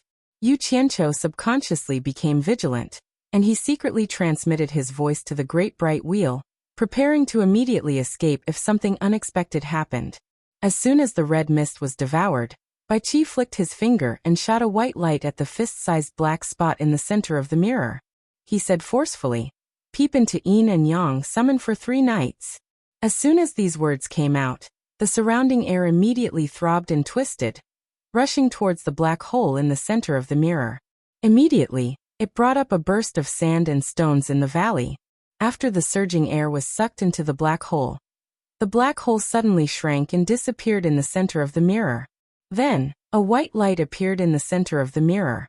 Like a stone thrown into water, ripples appeared, and a clear picture gradually appeared in the center of the mirror. The vast demon world was grotesque. In this world that had been sealed for countless years, various forces had been fighting and killing for countless years in order to compete for the limited cultivation resources. All forces used all kinds of extreme means. This was a world where the strong were respected. Killing was not a crime. Everyone was vicious and despicable. When being vicious and despicable became the law of survival for everyone, it was naturally normal in the eyes of the people in this world. Naturally, it had nothing to do with morality, so everything was done with a clear conscience and as a matter of course. Only those who had the ability could survive, and only the strong could survive. A group of people lived in the naked law of the jungle without any disguise. So this world became incomparably bloody and cruel. This was a vast land that was dyed red with blood. Compared to the cruel laws of survival in the immortal world and the netherworld, this sky that was suffused with the smell of blood, and this land that was dyed red with blood was worthy of the name, Demon World. Chapter 1131. The powerhouses that were able to stand tall in the sealed demon realm for countless years without falling were all renowned powerhouses throughout the ages. There were even some terrifying existences that had followed the demon god to conquer the 3 realms, since the demon realm was established. Even though this place followed the law of the jungle, where the weak were prey to the strong and the strong were respected. But in this world, no matter how strong you were, whether you were an infamous giant or not, Whether you were a terrifying existence left behind from a distant era, there was only one true master here. Everyone had to submit to him, or else they would die 10,000 times instead of being able to live. The first master of the demon realm was the demon god Knight, who created the demon realm. This was an ancient legend. The second was the demon god's son, demon lord Yi. The third was Yi's son, demon lord Yi. The fourth was demon lord Yi's son, demon lord San Yi. Other than the first one, who was addressed as the demon god, his descendants were all addressed as demon lord to show their respect to the demon god. There were 3 generations of demon lords in the demon world, and the current one was the demon god's great-grandson, demon lord 3 Knights. The reason why the demon god's lineage was able to rule the demon realm until now, aside from the treasured techniques left behind by the demon god, it was also thanks to the demon god that the 72 great demon kings under him had their primordial spirits forcibly removed. Although the 72 great demon kings under the demon god had lost nearly half, the primordial spirits of the remaining 36 great demon kings were still in the hands of the demon god's descendant, demon lord 3 Knights. Although these 36 great demon kings had powerful magic power and profound cultivation, demon lord 3 Knights had their primordial spirits in his hands. If he wanted to kill them, it would be as easy as raising his hand. With these 36 great demon kings guarding the demon realm, they were the cornerstone of demon lord 3 Knights ruling over the demon realm. But to most of the heroes of the demon realm, the 36 great demon kings were unreachable figures. They rarely showed themselves unless something big happened. Not to mention the supreme ruler of the demon realm, demon lord 3 Knights. Everyone in the demon world knew that ever since the demon lord fell for the trap and was sealed away by the Immortal and Netherworld emperors, the 3 Knights demon lord had lived in the demon palace and rarely came out. It was said that the 3 Knights demon lord blamed himself for this. In reality, when the demon world was sealed, many people blamed demon lord 3 Knight for his incompetence, which led to the demon world falling into such a state. This kind of discussion became more and more intense.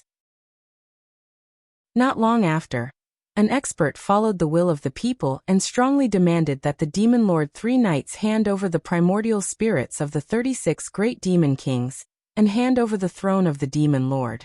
In the end, this completely angered the demon king of 3 Knights. With a single order, he carried out a bloodbath. He would rather kill the wrong person than let the wrong person go. Anyone who was even a little bit related to this matter, was all killed, completely uprooted. After the bloodbath, it was unknown how many people died. Everyone kept quiet out of fear. After all, their lives were more important. No one dared to mention this matter again, at least not openly. After this matter, the demon lord 3 Knights once again lived in the demon palace. For many years, outsiders rarely saw him again. He had almost become a legend. However, just a few years ago, the demon palace that was shrouded in blood clouds suddenly moved again. One day, all 36 great demon kings guarding the demon world were summoned to the demon palace, causing the heroes of the demon world to try to figure out what was going on. Later, the news spread. The demon palace had received news that someone had seen the demon blade that the demon lord had used in the past, and that the divine blade had recognized a new master. Demon lord 3 Knights was greatly shocked. He immediately used all his power to search and finally found that person. He brought him back to the demon palace. It was said that he had been appointed as the next demon lord's successor, but no one knew if this was true or not. Following that, the demon palace moved frequently. All the powers under its control continuously gathered all kinds of things and sent them to the demon palace. It was said that demon lord 3 Knights had taken a liking to that successor, and all the things he gathered were for that successor's cultivation. On this day, under a continuous mountain range shrouded in red blood clouds, a group of men and women who had come from afar were being escorted to the mountain pass. Dozens of people flew out from the mountain pass to block them. The person in the lead stepped out and stared at the leader of the escort team. The latter quickly tossed a token to him and cupped his fists, saying, "By the decree of the Clear Sky Demon King, we offer 3,000 chaste men and 3,000 chaste women to the demon palace." The leader of the guards at the mountain pass checked the token and tossed it back to the other party. With a light wave of his hand, the row of people in front of the mountain pass immediately split into two sides. The 3,000 men and women who had their hands bound together by the tree vines were immediately ordered to slowly walk into the mountain pass. Occasionally, they would raise their heads to look into the depths of the blood clouds, their faces filled with unconcealable fear. Meanwhile, the guards at the two sides of the mountain pass inspected them one by one. Only those whose cultivation had been sealed could be allowed to enter. The wind in the mountains was cold and desolate, and the mountain path was rugged. Everywhere, there were new or weathered white bones. Occasionally, there would be a clear kacha sound when someone stepped on these white bones.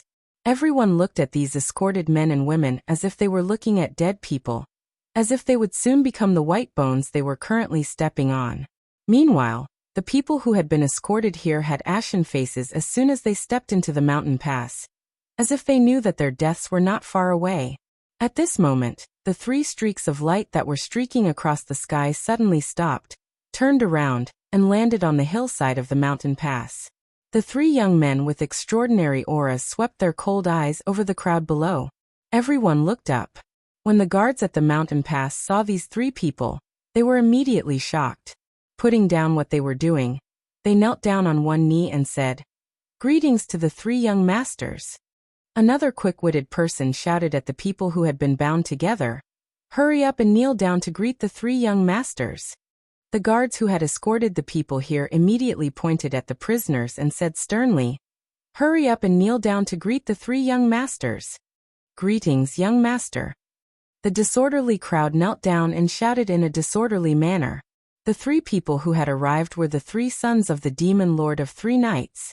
The eldest was Yi Wanzong, the second was Yi Yuan, and the third was Yi Tuobian. The demon lord of 3 knights originally had 4 sons, and the youngest was called Yi Tiankong. Ever since he was young, he was quick-witted and studious, and the demon lord of 3 knights deeply doted on him. However, what made the demon lord of 3 knights sigh was that such a good seedling did not have the aptitude to cultivate. Later on, after Yi Tiankong grew up, he ran away from home alone. Until now, there had been no news of him, and it was unknown whether he was dead or alive. At this moment, the person standing on the mountain pass was the eldest son of the demon lord of 3 knights, Yi Wanzong. Looking at the crowd kneeling down below, Yi Wanzong frowned and said, "Go back to your work." Instantly, shouts rang out from below, and the 3,000 men and women immediately walked in one after another as they went through the inspection. On the mountain pass, Yi Yuan looked down at the crowd and suddenly snorted coldly. These people must have been recruited by father for that new brat. Father is too biased. We, his own children, can't even compare to an outsider. Yi Tuobian looked at his big brother, Yi Wanzong, and said, "The successor of the demon lord should have been big brother, but father actually stripped big brother of his right of inheritance and gave it to an outsider. What kind of logic is this?" The 2 brothers spoke one after another, and Yi Wanzong's expression also became increasingly gloomy. In the crowd, a woman with disheveled hair suddenly thought of something when she heard that the 3 people who had arrived were actually the 3 young masters of the demon palace. She quickly combed her disheveled hair, revealing a charming and moving face as she raised her head to welcome the 3 people on the mountain pass. However, the 3 young masters did not see her at all, and there were even signs of them leaving. Instantly, the woman became anxious. Suddenly, the sound of bones being stepped on caused her eyes to light up. Lowering her head, she saw a skull that had been kicked around. She hurriedly stepped on it, and her body immediately fell to the side. "Ayo!" A voice that sounded like a nightingale's cry rang out. It wasn't loud, but it was clear and moving. Instantly, someone in the crowd lost his footing and fell to the ground. However, because there were ropes made of tree vines between them, they did not completely fall to the ground. However, this caused the procession to pause for a moment. The person who was escorting them immediately lashed out with a whip and angrily shouted, "Get up!" After the sound of the whip, there was another cry of pain. It was obviously a cry of pain, but it was sharp and melodious like the chirping of an oriole, causing one's heartstrings to involuntarily tremble. On the mountain pass, the 3 young masters who were about to leave all turned around to look at the same time. They saw a woman holding the wound on her arm as she staggered to her feet. Inadvertently, she raised her head, revealing an enchanting face that could topple cities. There was a trace of pain on her jade-like face as she bit her red lips and continued to move forward. At this moment, the expressions of the three brothers immediately stiffened, and their hearts all palpitated. They did not expect that such a stunning beauty would be hidden among these people. Such a stunning beauty is actually a virgin. It's really rare. However, it's a pity that she will only become nourishment for his demonic arts if she falls into the hands of that brat. What a waste. The third brother Yi Tuobian could not help but let out a long sigh. The second brother also sighed and shook his head, feeling that it was a great pity. The eldest brother Yi Wanzong's face turned gloomy. Suddenly he shouted to the people below, "Wait!" The people below paused, and everyone looked over. They saw Yi Wanzong waving his hand and pointing at the beautiful woman who was being whipped. He said indifferently, "The others can go, but I want her to stay." The leader of the escort team looked towards the mountain pass with some difficulty, and said, "Young master, please forgive me. It's hard to find virgins in the devil realm. The great devil king spent a lot of effort to find them. Before I came here, I received a decree that all 3,000 men and women must be sent here. If even one of them is missing, I will be punished." "Huh." Yi Wanzong's expression changed and he snorted coldly. "Aren't you afraid that I will punish you now?" Seeing that the other party was at a loss and in fear, Yi Wanzong's tone changed and he said, "I will explain to the great devil king. You can push the blame to me, and it will not involve you. Leave this person for me." Then again, if this little pawn insisted on not giving him the woman, even though he was the dignified young master of the Devil Palace, there was nothing he could do. He did not dare to rob the great Devil King of the Azure Sky's belongings. If he did, the nature of the act would change. It should be known that the great Devil King of the Azure Sky was a character who followed his ancestor, the Devil God. He was one of the most senior figures in the entire Devil realm. Even his father, the Devil King Three Knights, would not treat him lightly, let alone him. Naturally, he had to be tactful and ask for the woman. Chapter 1132. Since the dignified young master of the Devil Palace had spoken to this extent, the leader naturally wouldn't say anything else. Otherwise he would really be insensible. Even if Yi Wanzong let him go now, the great Devil King Qingtian wouldn't let him go after this. It was very possible that he might even be killed to save the face of the young master of the Devil Palace. Hence, the leader quickly went to the crowd and untied the whipped woman, removing her from the crowd.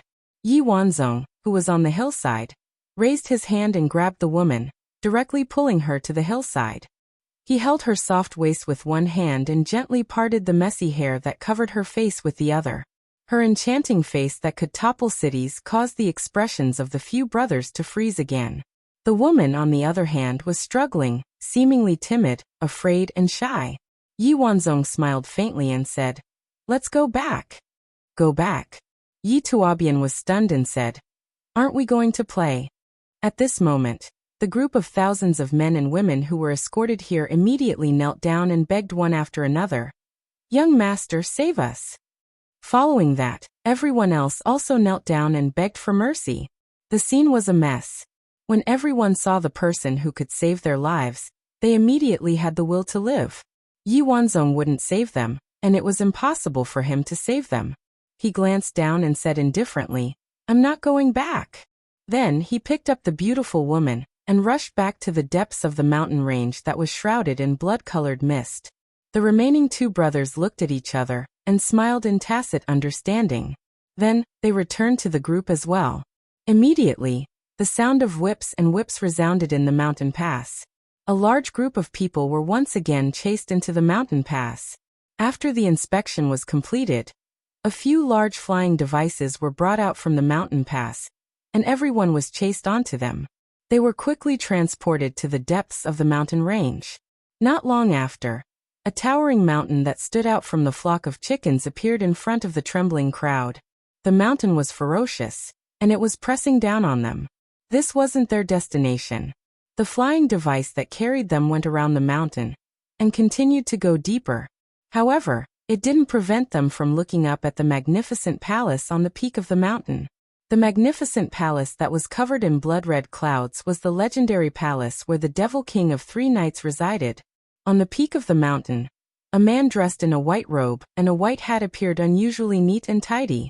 His face was also fair and clean, and he was skinny and stiff. He silently stood on a black Chilan beast that was carved on the cliff, looking at the few large flying devices that flew past the mountain. In fact, there were many carvings of all kinds of ferocious beasts around the plaza on the summit. They were facing in all directions. The images were lifelike, mighty and frightening. At this moment, the white-robed man standing on top of the Chilan beast, and he looked at him and said in a sharp voice, "What?"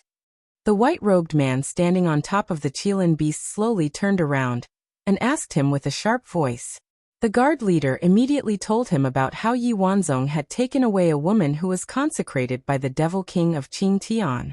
After listening to the story, the white-robed man expressionlessly waved his hand, indicating that he understood. After the guard leader left, he turned around and looked at the dark and oppressive magnificent palace under the blood-red clouds. He took a step forward, and a few illusions of his footsteps immediately appeared on the black jade-like square. He walked 1,000 meters away in a few moments, and appeared at the open door of the palace. He slowly walked in. The palace was frighteningly quiet. The surrounding walls were filled with carvings of all kinds of ferocious beasts. The most eye-catching one was the wide scarlet blood jade throne that was placed on the high platform. It was a complete whole, and there were no marks on it. It was obviously carved from a single piece of blood jade. Sitting on it was a well-built man who was not small. He was clad in black armor and had a scarlet cloak on his shoulders. His hair was tied up and he wore a crown. His eyebrows were thick and black like a horned dragon. His nose was like a hanging gall, and his lips were thick. He was resting one arm on the armrest of the blood jade throne, and he was holding his forehead with his fist. His eyes were closed, and one of his feet was curled up under his thigh, and the other was placed on the throne. His other hand was placed on his knee, and half of his body was covered by a scarlet cloak. He was sitting there quietly, and no one knew if he was asleep or not. Even so, he was like a sleeping tiger. And he was not angry, but he was like a fierce tiger. All the air in the hall seemed to be under his control by inhaling and exhaling. The white-robed eunuch Li walked over lightly, walked up the stairs, and walked to the side where he was lying. He bent his head and whispered in that person's ear about how Yi Wanzong took away the woman that the Demon King Qingtian had consecrated. After listening, that person only let out a soft hum, to indicate that he understood. Eunuch Li was about to leave, but he suddenly realized that the person's eyes had opened a little, and there was a flash of light in his eyes. He then bowed slightly and waited for instructions. Such a coincidence? That person's eyes flickered, and his thick lips moved slightly. He said in a deep voice, "Investigate that woman's background clearly. If she is not clean, then do as you see fit. If it is purely a coincidence, then forget it." Wanzong probably has a grudge against me. Eunuch Li, who was about to obey the order, was stunned when he heard the last sentence. He then said in a sharp voice, "One day, young lord will understand the Demon King's painstaking efforts." Seeing that the person's eyes slowly closed again, he did not say anything more, and quickly walked down the stairs and out of the palace. Not long after Eunuch Li left the palace, that person's ears suddenly twitched, and his eyes suddenly opened. He heard a hazy voice shouting in his ears, "Sanyi! Sanyi!" He immediately shouted in a deep voice, "Who is it?" As soon as he said this, the hazy voice in the void seemed to have found its target. A ball of gentle white light gradually appeared in the void in front of him, and after it seemed to have solidified, it quickly spread out like a ripple. It was like an unfolding picture scroll, and a clear scene appeared in the palace. In the picture scroll, there was a white-clothed, barefooted and elegant man looking at him. There was also a dignified man dressed in golden robes staring at him without a smile, and his eyes seemed to be filled with vigilance. On the side there were two people with shocked expressions, and they were also looking at him dumbfoundedly. Their background seemed to be in a mountain valley. On the other side of the picture, When Yu Qianqiu and the others saw the dignified man appear in the picture, they immediately held their breaths and stared with wide eyes. The other person's attire, as well as the unmoving aura of a mountain lying on his side, seemed to pass through the obsidian light mirror and hit them in the face, extremely dignified. Especially the moment his eyes opened. It was even more breathtaking, causing people's minds to tremble. Just based on this unparalleled aura of being above others, decisive in killing, and supremacy, Yu Qianqiu and the Great Bright Will looked at each other in dismay. There was no need to guess. The dignified man in the obsidian light mirror was definitely the legendary Demon King Three Knights. In the mirror, the Demon King Three Knights' expression also froze, as if he had seen something inconceivable. He suddenly stood up with a whoosh, and the scarlet cloak wrapped around his body fluttered behind him. He opened his eyes wide and said, "Bai Qi, Jin Tai, it's the two of you?" Bai Qi and Jin Tai looked at each other and cupped their hands, saying, "How have you been, Demon King?" At the side, Yu Qianqiu hurriedly cupped his hands as well. He felt that it was inappropriate to just stand there in front of such a person. The Great Bright Will glanced at him, as if asking why he was joining in the fun. This Demon King Three Knights stretched out a finger, his eyes filled with bewilderment as he said, "What's going on?" Bai Qi smiled faintly, saying, "Demon King might not know, but the obsidian light mirror in my hand has the ability to peer into yin and yang, and can contact anyone in the three realms at any time. Jin Tai and I haven't seen Demon King for a long time, so we came together to pay our respects.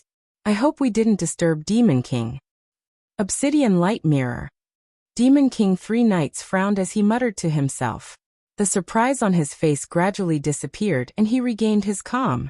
He looked at them and sneered, saying, "You two shameless and despicable fellows, since you want to pay your respects to this monarch, why don't you show your sincerity and open the seal of the demon realm? Come to the demon palace and pay your respects to this monarch." Yu Qianqiu sneaked a glance at the usually fickle and ruthless Jin Tai, and found that he was standing obediently at the side, not making a sound. His expression was slightly nervous, like a mouse seeing a cat. Yu Qianqiu couldn't help but sigh. It seemed that this Demon King Three Knights truly lived up to his reputation. To be able to scare Jin Tai like this, there really was always one thing to conquer another. Before Demon King's anger subsides, Jin Tai and I don't dare to provoke Demon King, so we can only pay our respects from 2 realms away. Bai Qi said sincerely, "When Demon King's anger subsides, the 2 of us will personally go to the Demon Palace to apologize to Demon King." "Good. You really are out of control, daring to flirt with this monarch." Hearing this, Demon King Three Knights flew into a rage. He didn't believe that Bai Qi and Jin Tai would personally come to the Demon Palace to apologize. If this wasn't flirting, then what was? However, he couldn't do anything to these two, so he pointed at them and angrily shouted, "2 arrogant villains, you are only 2 dogs that this monarch supported to watch over the immortal world and underworld. If it wasn't for this monarch, how could the 2 of you sit on the thrones of the immortal emperor and underworld emperor? 2 ingrates, I raised you up, but now you're biting back at your master. Just you wait, when the day I leave, I'll make your lives worse than death, and you'll be tortured for all eternity." Yu Qianqiu and De Mingluan were secretly shocked. Many people in the immortal and underworld thought of Bai Qi and Jin Tai as heroes who fought against the demonic Tao, but hearing Demon King Three Knights' words, Bai Qi and Jin Tai were actually supported by Demon King Three Knights. No wonder when the previous immortal emperor and underworld emperor died in battle, these 2 appeared out of nowhere and swept through the immortal and underworld realms, leading everyone to defeat the demonic Tao several times. In the end, they naturally ascended to the immortal emperor and underworld emperor's thrones. So there was a huge secret behind this, and Demon King Three Knights purposely supported them. Damn it. Knowing such a big secret, these 2 wouldn't kill them to silence them, right? Yu Qianqiu looked at Bai Qi and Jin Tai warily, already prepared to leave at any time. De Mingluan also looked at the 2 nervously. Bai Qi and Jin Tai's expressions changed greatly. They didn't think that Demon King Three Knights would misunderstand Bai Qi's words, thinking that he was teasing him and actually revealed the secret. As a result, the 2 of them really regretted bringing these 2 people with them.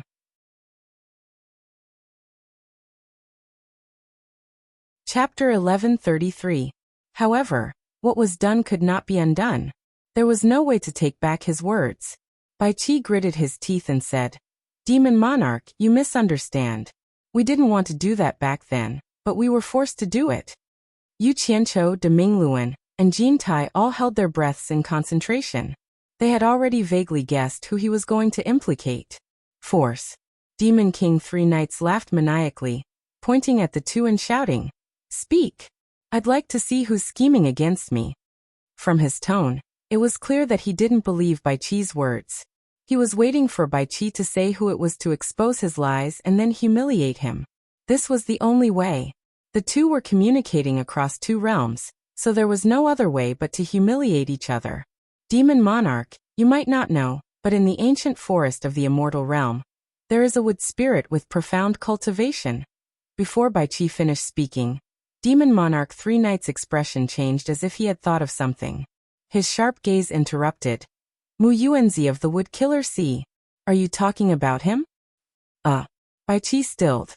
Even Jin Tai didn't know Old Man Mu's name and residence. He didn't think that Demon Monarch Three Knights would be able to identify the other's origins. Bai Qi couldn't help but mess up his plans. He was afraid that the two had a close relationship and wouldn't be able to fool him. But when he thought about it, he decided that he might as well be ruthless. Only when the three realms became more chaotic would Demon Monarch Three Knights have more use for them. Otherwise, Demon Monarch Three Knights would be able to do something like cooking all the hares. He said decisively, "Demon Monarch, please understand. It is that Mu Yuanzi of the Wood Killer Sea who is forcing us. His cultivation is profound, and we have no power to resist. But what Demon Monarch doesn't know is that Mu Yuanzi of the Wood Killer Sea isn't the only one involved. There are also a bunch of old fellows from the Netherworld Spirit Office fanning the flames. Otherwise, Demon Monarch, with just the two of us, how would we dare to become enemies with the entire Devil Path?" Jin Tai exclaimed in his heart, "Wonderful!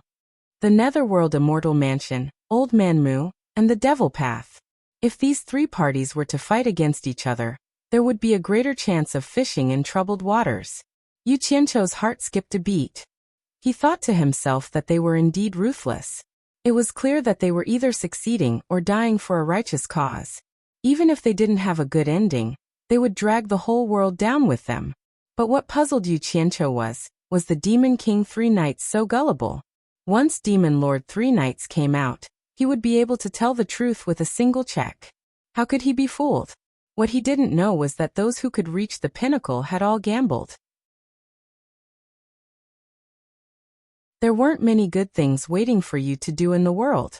Bai Qi and Jin Tai had gambled to success in the past, and Yu Qianqiu himself had gambled countless times. A commoner gambled a little, while a big shot gambled a lot. It was difficult for a person who was afraid of everything to achieve great things. The most important thing was that the Netherworld Immortal Mansion, Old Man Mu, and the Demon King Three Knights were not people who would tolerate the other party's condemnation. If they did not agree with each other, they would fight to the death. There was basically no possibility of a good talk until the winner was decided. In addition, there was no way out, so Bai Qi had every reason to take a gamble. And the Netherworld Immortal Mansion. Demon Lord Three Knights' eyebrows twitched like a horned dragon. No one knew what he was thinking, but he looked over and sneered. He flicked his scarlet cloak and sat down on the blood jade throne. He stared at the two of them and said with a faint smile, "You two are very honest. You've said everything that should and shouldn't be said. I'm afraid it's not that simple to see me today. If you have something to say it quickly. Don't beat around the bush with me. Demon Lord, please understand." Bai Qi cupped his hands and said sincerely, "Regarding what we did in the past, the two of us have been unable to eat or sleep in peace. After thinking about it again and again, we finally made a difficult decision. We're going to open the seal of the Devil World and let the Demon Lord rule the world again." As soon as these words came out, Demon Lord Three Knights, who had just regained his composure, stood up again with a frightening aura. The thick black aura around his body was like a black dragon. Even though his mind was as steady as steel, he couldn't help but be moved when he heard these words. His eyes flickered. He knew that after so many years, Jin Tai and Bai Qi had suddenly come to visit him. This matter was probably not a joke. Bai Qi and Jin Tai exchanged glances. Seeing that Demon Lord Three Knights had lost his composure, it meant that there was hope. However, Demon Lord Three Knights was not someone to be trifled with. He calmed down in an instant and slowly sat down with his scarlet cloak on his back. He said sarcastically, "There's such a good thing? Unless the two of you are tired of living, that's more like it. Speak. Just what happened outside to force the two of you to this state?" Bai Qi was about to reply when he saw Demon Lord Three Knights point at Jin Tai with an imposing aura. "Of the 5 great spirits of heaven and earth, my devil world has the 2 spirits of metal and earth. Jin Tai, you were originally a member of my devil world. Back then, you said that you would serve me, so I gave you a chance. How come you've become mute after seeing this lord?" Bai Qi, shut up and speak. He was a member of the devil world. Yu Qianqiu and Deming Luan looked at Jin Tai in shock. No wonder this fellow was so inhumane. He was from the devil Dao. Jin Tai adjusted his expression and solemnly cupped his hands. "Demon Lord's eyes are like a torch. Nothing can be hidden from you. Back then, we were forced by Mu Yuanzi and the Netherworld Immortal Estate to do something we shouldn't have done. We've been under their control like puppets. All these years, we've been serving them with fear and trepidation. Who knew that they'd somehow found out that we might be your subordinates? Thus, they set up a new representative in the Immortal and Netherworld realms and tried to kill us. Now that the Immortal Palace and Netherworld Imperial Palace have been taken over, the two of us have been forced into a corner. Thus, we've come to beg Demon Lord to give us justice." As expected, none of them were easy to deal with. When Yu Qianqiu heard this, he sighed inwardly. His ability to lie was not any worse than his own. In the blink of an eye, he'd called him subordinate. His skin was really thick. If these two could make it in the future, they'd have to learn from his stepmother. "Oh," Demon Lord Three Knights gave a lukewarm "oh" and lightly asked, "Then why don't you tell me how they forced the two of you?" His tone was full of meaning, but it was hard to tell whether he believed or not. Jin Tai immediately revealed an expression as if he'd been greatly wronged. He said indignantly, "They actually supported 2 of their enemies to become the representatives of the Immortal and Netherworld realms. The 2 of us couldn't accept this and went to the ancient forest to find Mu Yuanzi. Who knew that Mu Yuanzi would personally attack the 2 of us for the sake of the Immortal Realm representative?" As he spoke, he pulled Bai Qi over and tore off his clothes, revealing a large wound on his chest that hadn't healed yet. There was still a faint green aura on the wound. Jin Tai pointed at the wound and said indignantly, "This is the wound from Mu Yuanzi's wooden staff. Bai Qi almost lost his life because of it. The 2 of us were lucky enough to escape with our lives. From the looks of it, this wound is indeed caused by a wood-type treasure." Demon Lord Three Knights stared at the green scar for a while, then said, "But according to what I know, Mu Yuanzi has always stood aloof from worldly affairs and would massacre see, and he doesn't easily kill. For the 2 of you to provoke him, it's clear that you have indeed angered him." It was hard to tell whether this was a suspicion or a confirmation. It was hard to be sure. He then added, "The old fellows in the Netherworld Palace have already lost their temper after being beaten by Lord Wan, Demon God. As long as the heroes of the demonic path still exist, they won't easily get involved in the disputes of the 3 realms. Why do you want me to believe that they've become disloyal again?" When Yu Qianqiu heard the word Wan, he felt disdain in his heart. He knew the inside story. Back then, the ones who attacked the Netherworld Palace were the ancestors of all demons, Taishu Zheng and Ming, but Demon Lord Three Knights put the credit on his own ancestor. As expected, no one could say who was shameless. Everyone was the same. Jin Tai cupped his hands in grief and indignation. "Demon Lord, you might not know, but back then, the coiling dragon god who created the Netherworld Palace had killed a wind god. After coiling dragon god's spirit wandered, he left behind the wind god staff in the Netherworld Palace. It's a divine weapon with unparalleled power. The old fellows in the Netherworld Palace actually gave this divine weapon to the representative they supported in the Netherworld. When Demon Lord Three Realms arrives, he will know if it's real or fake. This is the best proof. The wind god staff." Demon Lord Three Knights was shocked. He seemed to have heard of this treasure and knew how powerful it was. After frowning and thinking for a long time, he suddenly looked at the two and said arrogantly, "I understand your intentions. Since the two of you are sincere in submitting to me, then I won't pursue the past. The two of you, quickly go open the 74 demon paths of the Immortal Realm, Netherworld Realm, and Human Realm. When the heroes of the demon realm return to the three realms, I will definitely avenge you." Before they even begged, the other party made a promise so easily. No matter how they listened, it made them feel uneasy. When Yu Qianqiu heard this, he was instantly happy. He looked at the two acting. As expected, Jin Tai and Bai Qi's expressions became a little uncomfortable. They stuttered and didn't reply for a long time. "What?" Demon Lord Three Knights' tiger eyes suddenly widened. He snorted coldly. "Could it be that you still want to discuss some conditions with me?" With one sentence he shut their mouths.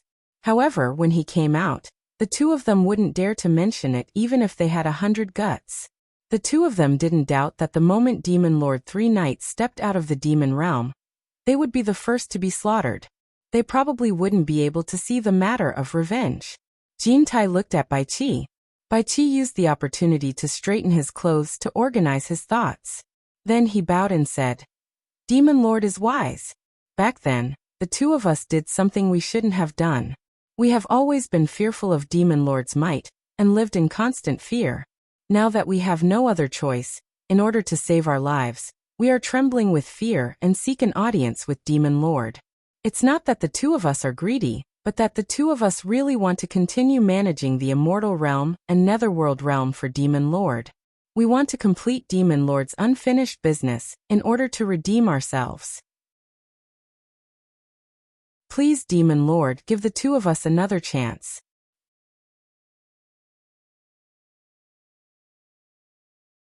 Chapter 1134. As the saying goes, the onlooker sees the game more clearly than the person involved. What does it mean to be able to summon clouds with one turn of the hand and rain with another? Yu Qianqiu couldn't help but admire this Demon King Three Knights. As expected, he lived up to his reputation. Even though he was sealed in the demon world, he was still able to tame Jin Tai and Bai Qi. These two fellows, who originally wanted to bargain, could no longer see the confidence they had in their hands. The faint scholarly smile on Bai Qi's face disappeared. No matter how luxurious Jin Tai's clothes were, it was all fake. He was clearly the one who had the upper hand, but with just a few words, he was forced to bow his head and beg, "I understand what the two of you mean. You're afraid that I'll burn the bridge after crossing it, so you want this Lord's promise, right?" Demon Lord Three Knights calmly looked at the two and said lightly, "Fine. I promise you, after this, I will let the two of you continue to manage the Immortal and Netherworld for me, and I will not make things difficult for you again." Bai Qi and Jin Tai looked at each other in dismay. If this kind of promise could go in one ear and out the other, the two of them would have died countless times already. How could they still be alive now? Seeing that the two were still hesitating, Demon Lord Three Knights, who clearly knew what was going on, pressed on. "Could it be that you don't believe this Lord's promise?" At this point, Bai Qi gritted his teeth and cupped his fists. "Demon Lord, please understand. This subordinate naturally believes in the Demon Lord's promise, but there are surely many people in the demon world who want to kill us. In order to preserve our lives, we must be cautious. The two of us wish to ask the Demon Monarch for a life-saving talisman. If the Demon Monarch swears in the name of the Demon God to ensure our safety, I believe that none of the heroes of the demon world would dare to violate the Demon Monarch's oath. The two of us can also be at ease and wholeheartedly serve the Demon Monarch." Yu Qianqiu was speechless. What were you doing earlier? They were here to haggle, and everyone knew that the other party was not a kind person. They should have laid the matter out long ago. Why did they have to humiliate themselves? Impudent! Demon King Three Knights roared angrily. "How dare you? Do you think the two of you are worthy of making me swear in the name of Lord Devil God? Who is it that made the Demon King so angry? I wonder if they can share the Demon King's burden." Another person's voice suddenly came from the obsidian light mirror, causing everyone present to be taken aback. Yu Qianqiu's brows moved slightly, feeling that this voice was familiar. Demon Lord Three Knights looked at the entrance of the palace. and saw a handsome young man dressed in black robes bowing at the entrance. The anger on his face eased as he asked, "Why are you here?" The elegant young man replied respectfully, "The Devil Monarch has sent me a large number of people for my cultivation. Naturally, I have to thank him." Demon Lord Three Knights waved his hand and said, "This is what I should do, no need to be so polite." He then pointed at the empty space in front of him and said, "You came at the right time. Someone actually dared to make me swear in the name of Lord Devil God to protect them. Come up and take a look at them. Remember them for me. If there is a chance in the future, don't let a single one of them go." The elegant young man looked around the palace but did not see anyone or anything out of the ordinary. Remembering that Demon Lord Three Knights had asked him to go up and take a look, he walked up to the blood jade throne with a puzzled expression. As he walked, he said with a faint smile, "Then I want to see who is courting death, actually daring to have designs on Lord Devil God." He maintained a respectful attitude as he slowly ascended the platform. After bowing to Demon Lord Three Knights who was sitting on the blood jade throne, he slowly turned around and was stunned. He did not see anything at the entrance of the palace, so when he turned around after ascending the platform, he saw a realistic image in the air. There were 4 people looking at him in bewilderment. Yu Qianqiu was wondering whose voice was so familiar. When he saw someone ascend the high platform and turn around, his mind buzzed when he saw the other person's appearance. He cried out in shock, "Yan Juixing!"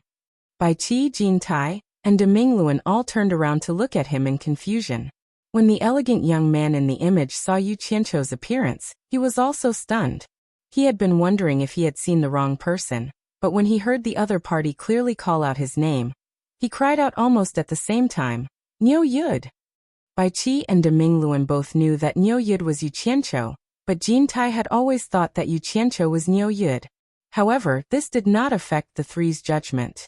The elegant young man beside Demon Lord Three Knights recognized Niu Yud, and Niu Yud also recognized that elegant young man. However, what made the 3 of them confused was how Niu Yud knew someone who was sealed in the demon realm. Furthermore, it was obvious that he knew someone who was close to the Demon Lord Three Knights. This was simply too inconceivable. How could someone who was separated by 2 realms know each other? Let alone them. Even Demon Lord Three Knights was stunned. He pointed at Yu Qianqiu and asked Yan Juixing, "You know him?" Niu Yud, "Of course I know him. Even if he turned to dust, I would still recognize him." The elegant young man stared at Yu Qianqiu with a twisted expression and sneered. "To be more precise, he is the Yu Qianqiu that I told Demon Lord about. He is that despicable, shameless, lowly, and unscrupulous Yu Qianqiu that forced me to my death. He is that Yu Qianqiu that plays tricks and doesn't dare to show his face. How could I not know him? I know him too well."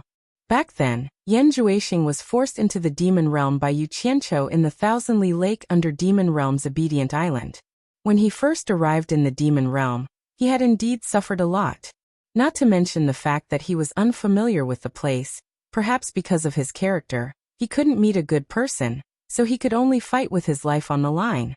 Those who hadn't seen it would never be able to imagine how miserable he was.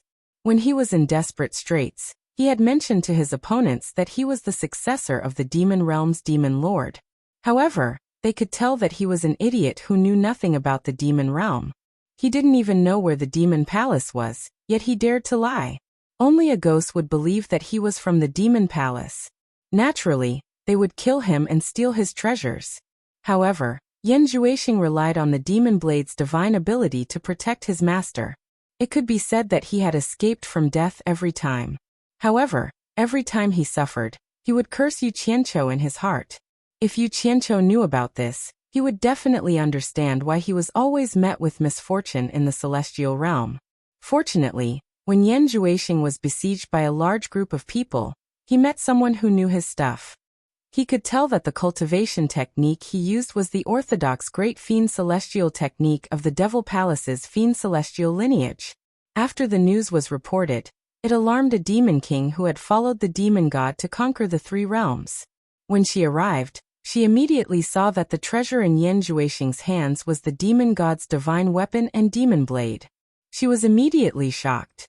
Others didn't know about the demon blade, But as the demon god's close subject, she knew. Even the current Demon King 3 Knights couldn't easily control the demon blade. This was because the demon blade had a demon spirit. Unless one was recognized by the demon god, it was impossible for the demon blade to recognize him as its master. In addition, although the demon god technique wasn't very good, it was very authentic. What's more, the Demon King actually detected a terrifying aura that belonged to the demon god personally from Yan Juexing's body. She had followed the demon god for so many years. It was hard for her to mistake the demon god's aura. All of this was too shocking for her. In other words, this unlucky young man was actually someone who had the attention of the demon god in the god realm. To be more precise, this person should be the demon god's inheritor. Facing the demon blade, the Demon King didn't have any thoughts of stealing the divine weapon and killing him. This was because she understood what it meant to have the demon blade in this young man's hands. She also understood how terrifying the demon god was. The demon god actually chose this person from the god realm and personally protected him. This meant that although the demon god was in the god realm, he could attack anyone who harmed his inheritor in the lower realm at any time. With the Demon King's help, naturally, all the problems were no longer problems. The suffering that Yan Juexing had suffered in the demon world naturally became a thing of the past. In an instant, the bitterness was over and the sweetness was coming. After some preferential treatment and comfort, the Demon King quickly sent him to the Demon Palace's Demon King 3 Knights. The Demon King 3 Knights was also shocked. He couldn't help but ask about Yan Juexing's background. After a series of questions, he found out that Yan Juexing was a weirdo created by a demon book that he had given out at a critical moment. What was rare and commendable was that Yan Juexing was able to endure the cruel torture of the 7-star acupuncture technique, which was something that only 1 in a million people could endure. His talent in cultivating the demon god technique was obvious. It was no wonder that the ancestors of the god realm favored him and bestowed him with a divine weapon or demon blade. Yan Juexing found out that this Demon King 3 Knights was the expert from the demon world, who had sent the demon book to the human world. Furthermore, he was the paragon that led the demon world. He was overjoyed and wanted to recognize this person as his master. If it was any other time, the Demon King 3 Knights would have accepted it. However, Yan Juexing had already inherited the demon god's legacy. How would he dare to accept this disciple? The ancestors of the demon god were watching from the unseen world. Furthermore, the demon god's seniority was even higher than his, so he explained the reason to Yan Juexing. Yan Juexing didn't even dream that he would become the direct disciple of the famous demon god that he had never seen before in the blink of an eye. He really wondered if he was dreaming. What was even more unexpected was that the 3 Knights Demon Lord gathered the 36 great demon kings under him and held a closed-door meeting to discuss the matter of abdicating his position to Yan Juexing. The old men who had followed the demon god all those years ago also unanimously agreed. Yan Juexing was obviously happy to have such a good thing happen, but he wasn't an idiot. He didn't let his happiness get to his head. He naturally understood that it was a joke for an outsider with no foundation and shallow cultivation to suddenly jump out and want to lead the demon world. They were only doing it because of the demon god that he didn't know existed.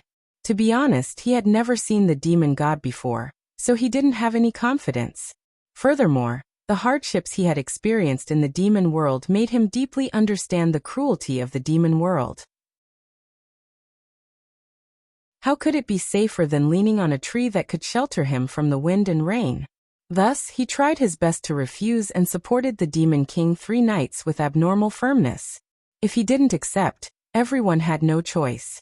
In the end, the Demon King 3 Knights suggested that Yan Juexing be the next Demon King's successor. Furthermore, if Yan Juexing wanted to, he could ascend to the throne and lead the demon world at any time.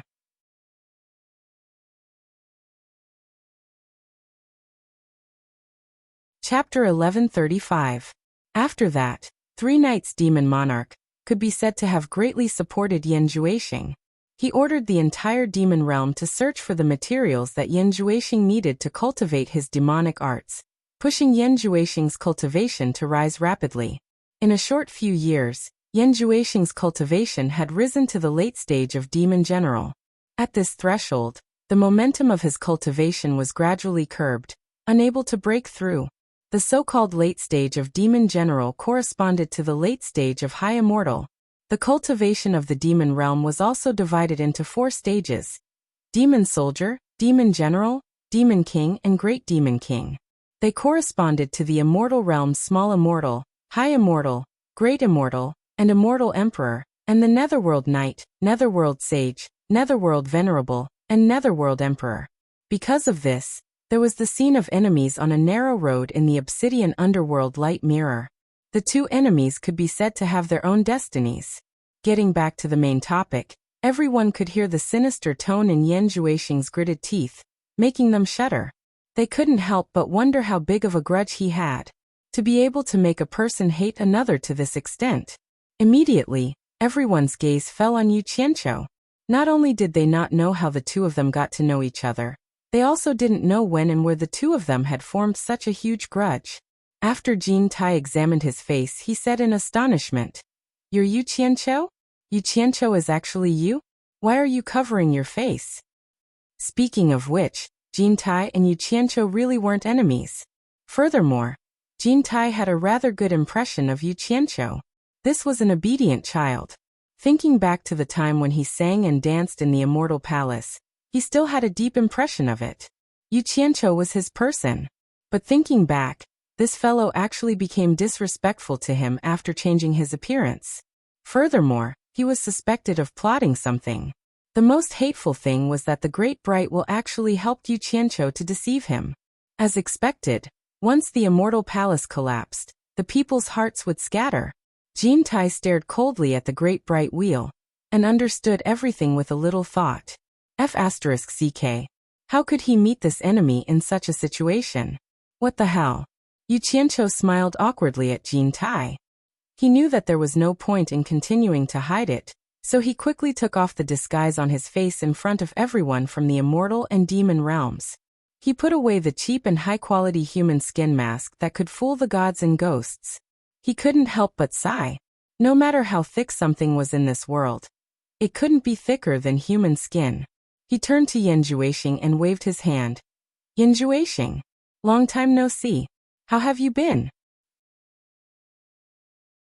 One was gnashing his teeth, wishing he could skin the other alive, while the other was calm. Their completely different attitudes immediately made Jin Tai and the rest understand that Yan Zhuixing, who was by the side of the 3 Knights Demon King, had obviously suffered a great loss at the hands of Yu Qianqiu. Otherwise he would not have acted like this. Because of this, Jin Tai and Bai Qi couldn't help but worry.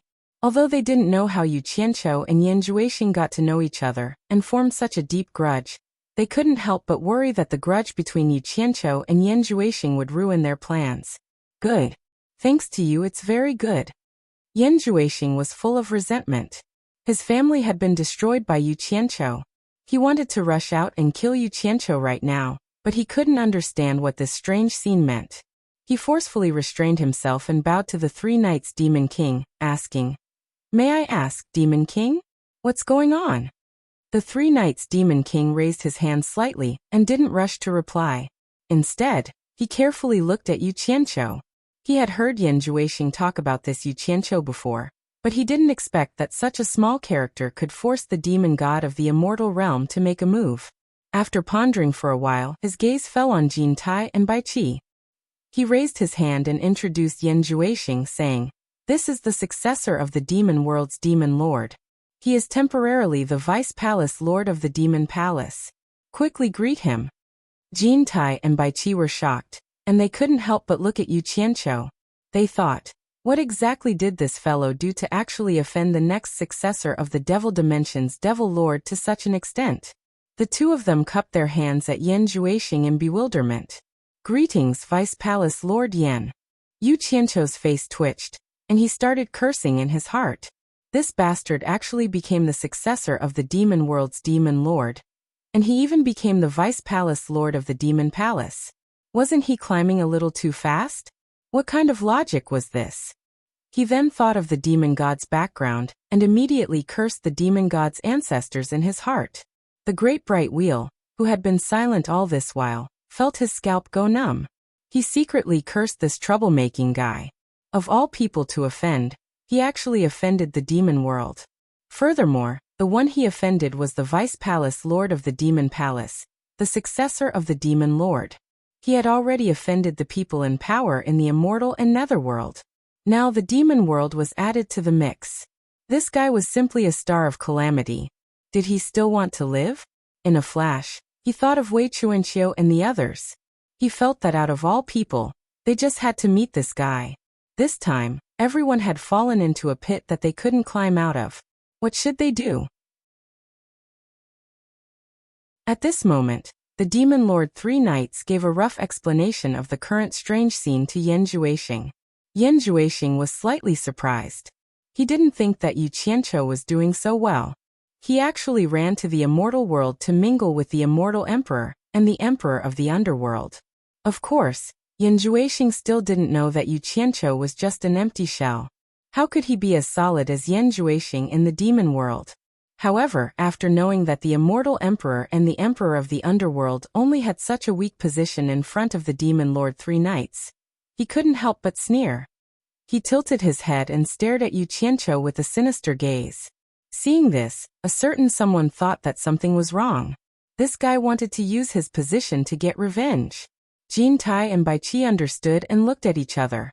Yan Juexing bowed to the Demon Lord Three Knights and said, "Demon Lord, forgive Yan Juexing for being blunt, but we naturally have to respect Sir Demon God. However, I believe that Sir Demon God doesn't want to see us descendants tarnish his prestige. I believe that Sir Demon God also wants to see the Demon Dao once again rule the three realms. That would be the greatest respect to him." Thus, Yan Juexing believes that as long as Bai Qi and Jin Tai can reopen the passage to the demon world, there is no harm in agreeing to them. Jin Tai and Bai Qi were overjoyed when they heard this, but Yu Qianqiu and De Mingluan's expressions changed. The Demon Lord Three Knights looked at the respectful Yan Juexing with deep meaning. After thinking for a while, he slowly nodded and said, "That makes sense." However, Yan Juexing wants to add another condition to Bai Qi and Jin Tai. Yan Juexing quickly followed up and said, "Demon Lord, please allow it." The moment he said this, everyone's gaze faintly looked at Yu Qianqiu. Yu Qianqiu's expression was hazy. The Demon Lord Three Knights glanced at Yu Qianqiu and said with a faint smile, "I agree. If you have any conditions, just tell them." Yan Juexing suddenly turned around and pointed at Yu Qianqiu without hesitation. He glared at Bai Qi and Jin Tai and said decisively, "You heard the Demon Lord's words. I want you to capture this thief alive as a greeting gift." As expected, Yu Qianqiu immediately stomped his feet and scolded, "Bastard! Laozi knew you were going to use your position to take revenge. It's not that easy to kill Laozi. Just you wait. If I can take care of you in the past, I can still take care of you in the future." He couldn't finish his sentence. De Mingluan was protecting him by his side. Jin Tai had already turned around without hesitation and said indifferently, "Yu Qianqiu, you actually dared to lie to this sovereign. Fine. Today, I'll take you as a greeting gift to Vice Palace Lord Yan." Yu Qianqiu immediately scolded, "Jin Tai, you even believed Yan Juexing's nonsense. Once you let them out, you will never be able to turn the tables." Yu Qianqiu. Bai Qi hesitated for a while before indifferently interjecting, "Why don't you stay here for now? Vice Palace Lord Yan didn't say that he would kill you. If there are any grudges between you two, why don't you sit down and slowly resolve them? Maybe Vice Palace Lord Yan will forgive me." It would be strange if he had a good ending in Yan Juexing's hands. Yu Qianqiu didn't expect the two of them to fall out so quickly. They didn't even give him a chance to explain. He flew into a rage and said, "Don't worry your head. For Wanling to fall for a man like you is her misfortune. Laozi will remember today's debt." Jin Tai snorted coldly. The way he looked at Yu Qianqiu was like an eagle looking at a chick. It seemed like he could capture him effortlessly. Bai Qi's face was also somewhat distorted by Yu Qianqiu's scolding. He said in a deep voice, "Let's talk after you stay here." He opened his palm and created a gust of wind. "Stay my ass. What are you?" Yu Qianqiu placed his hand on De Mingluan's shoulder. A frighteningly hot purple flame suddenly burst out from his body. A surging wave of purple flames appeared in front of everyone. Jin Tai and Bai Qi cried out in surprise, "Purple flames!" Protective qi quickly surged out from their bodies to protect themselves. At the same time, Bai Qi's 5 claws were enveloped in a thin layer of light. His 5 claws moved as fast as lightning toward the purple flames, but he missed. The purple flames were also extinguished in an instant. The two of them could no longer see the figures of Yu Qianqiu and De Mingluan. Bai Qi looked around and shouted angrily, "Search! I've set up a formation here. He can't escape." The two figures, one gold and one white, quickly spread out and released their powerful divine sense to search the valley. The demon monarch 3 knights in the obsidian light mirror slowly stood up. He crossed his arms and muttered, "He can actually control the purple flames. How rare." He turned back to look at Yan Juexing, who was staring fixedly at the void mirror. Not long after, Jin Tai and Bai Qi returned with gloomy expressions. They didn't need to guess to know that Yu Qianqiu had escaped. Yan Juexing asked sternly, "Where is he? Where did he go? Capture him for me. I want him alive." The two of them had unsightly expressions. They didn't expect Yu Qianqiu to be able to escape right under their noses. For a moment, they didn't know how to reply. Bai Qi was even in a daze. He thought back to what the underworld saintess had said in the Nether Royal Palace. She had always been expressing goodwill to Yu Qianqiu, but now, he couldn't help but wonder if he had missed something with his actions just now. Demon Monarch 3 Knights loosened his arms and lightly patted Yan Juexing's shoulder. Yan Juexing immediately realized that he had lost his composure. He restrained his emotions and respectfully stood to the side. Demon Monarch 3 Knights turned around and looked at the two of them in the mirror with a dignified expression. He said with an imposing manner, "I swear in the name of Lord Demon God that as long as the two of you open the sealed passage to the demonic world, this lord will agree to your conditions."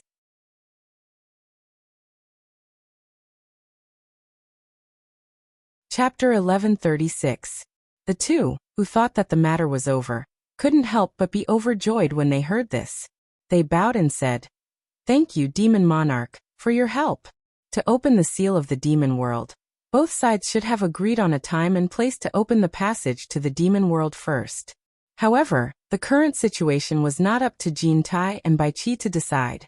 Furthermore, Yu Qianqiu had already escaped, so they were afraid that this secret would be leaked. Thus, the two decided to contact Demon Monarch 3 Knights after confirming the location. After Bai Qi and Jin Tai left, the void mirror image in the demon palace naturally disappeared. Demon Monarch 3 Knights looked at Yan Juexing and said with a faint smile, "Yu Qianqiu can hide for a while, but he can't hide forever. When my demon world army returns to the 3 realms, it won't take much effort to catch him. At that time, he will be at your disposal." "Yes," Yan Juexing said respectfully, "Demon Monarch, please understand." Yan Juexing lost his composure. Demon Monarch 3 Knights didn't try to comfort him anymore. He suddenly looked outside the palace and said in a deep voice, "Men!"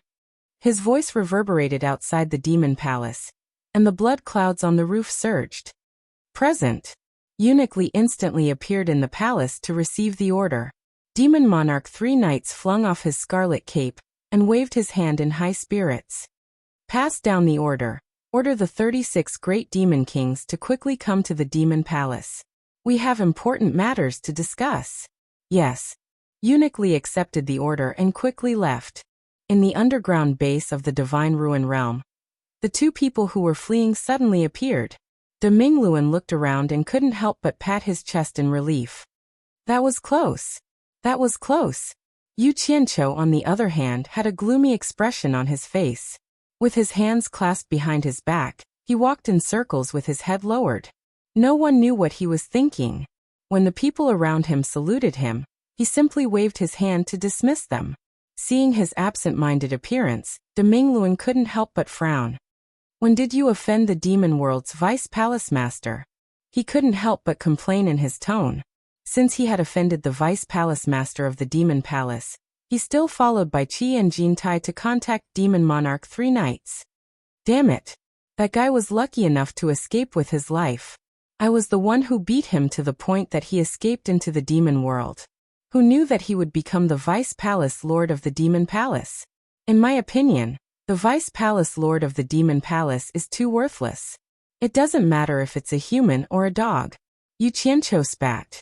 Now that things have come to this, there's no other way.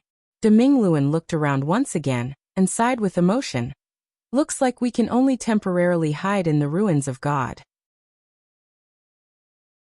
Fortunately, the ruins of God can't be entered from the outside for a short period of time, so we are temporarily safe. However, the people of the three realms are probably going to suffer. Damn it. Jin Tai and Bai Qi, those two bastards. No. We still have time. We still have a chance to stop them. Yu Qianqiu seemed to have thought of something, and he shouted at the top of his lungs, Zhang Peng! Zhang Peng! Zhang Peng! He grabbed a subordinate who had just passed by and said anxiously, Tell Zhang Peng to come see me quickly. Seeing that he was so anxious, the subordinate hurriedly said yes and ran away. With him shouting at the top of his lungs, Wei Chuanxiu and Yin Peng quickly flashed out from the passageway in the depths of the base. Wei Chuanxiu opened his mouth and scolded, What are you shouting for? Are you in a hurry to reincarnate? Yu Qianqiu still had a calm expression as he walked in circles with his hands behind his back.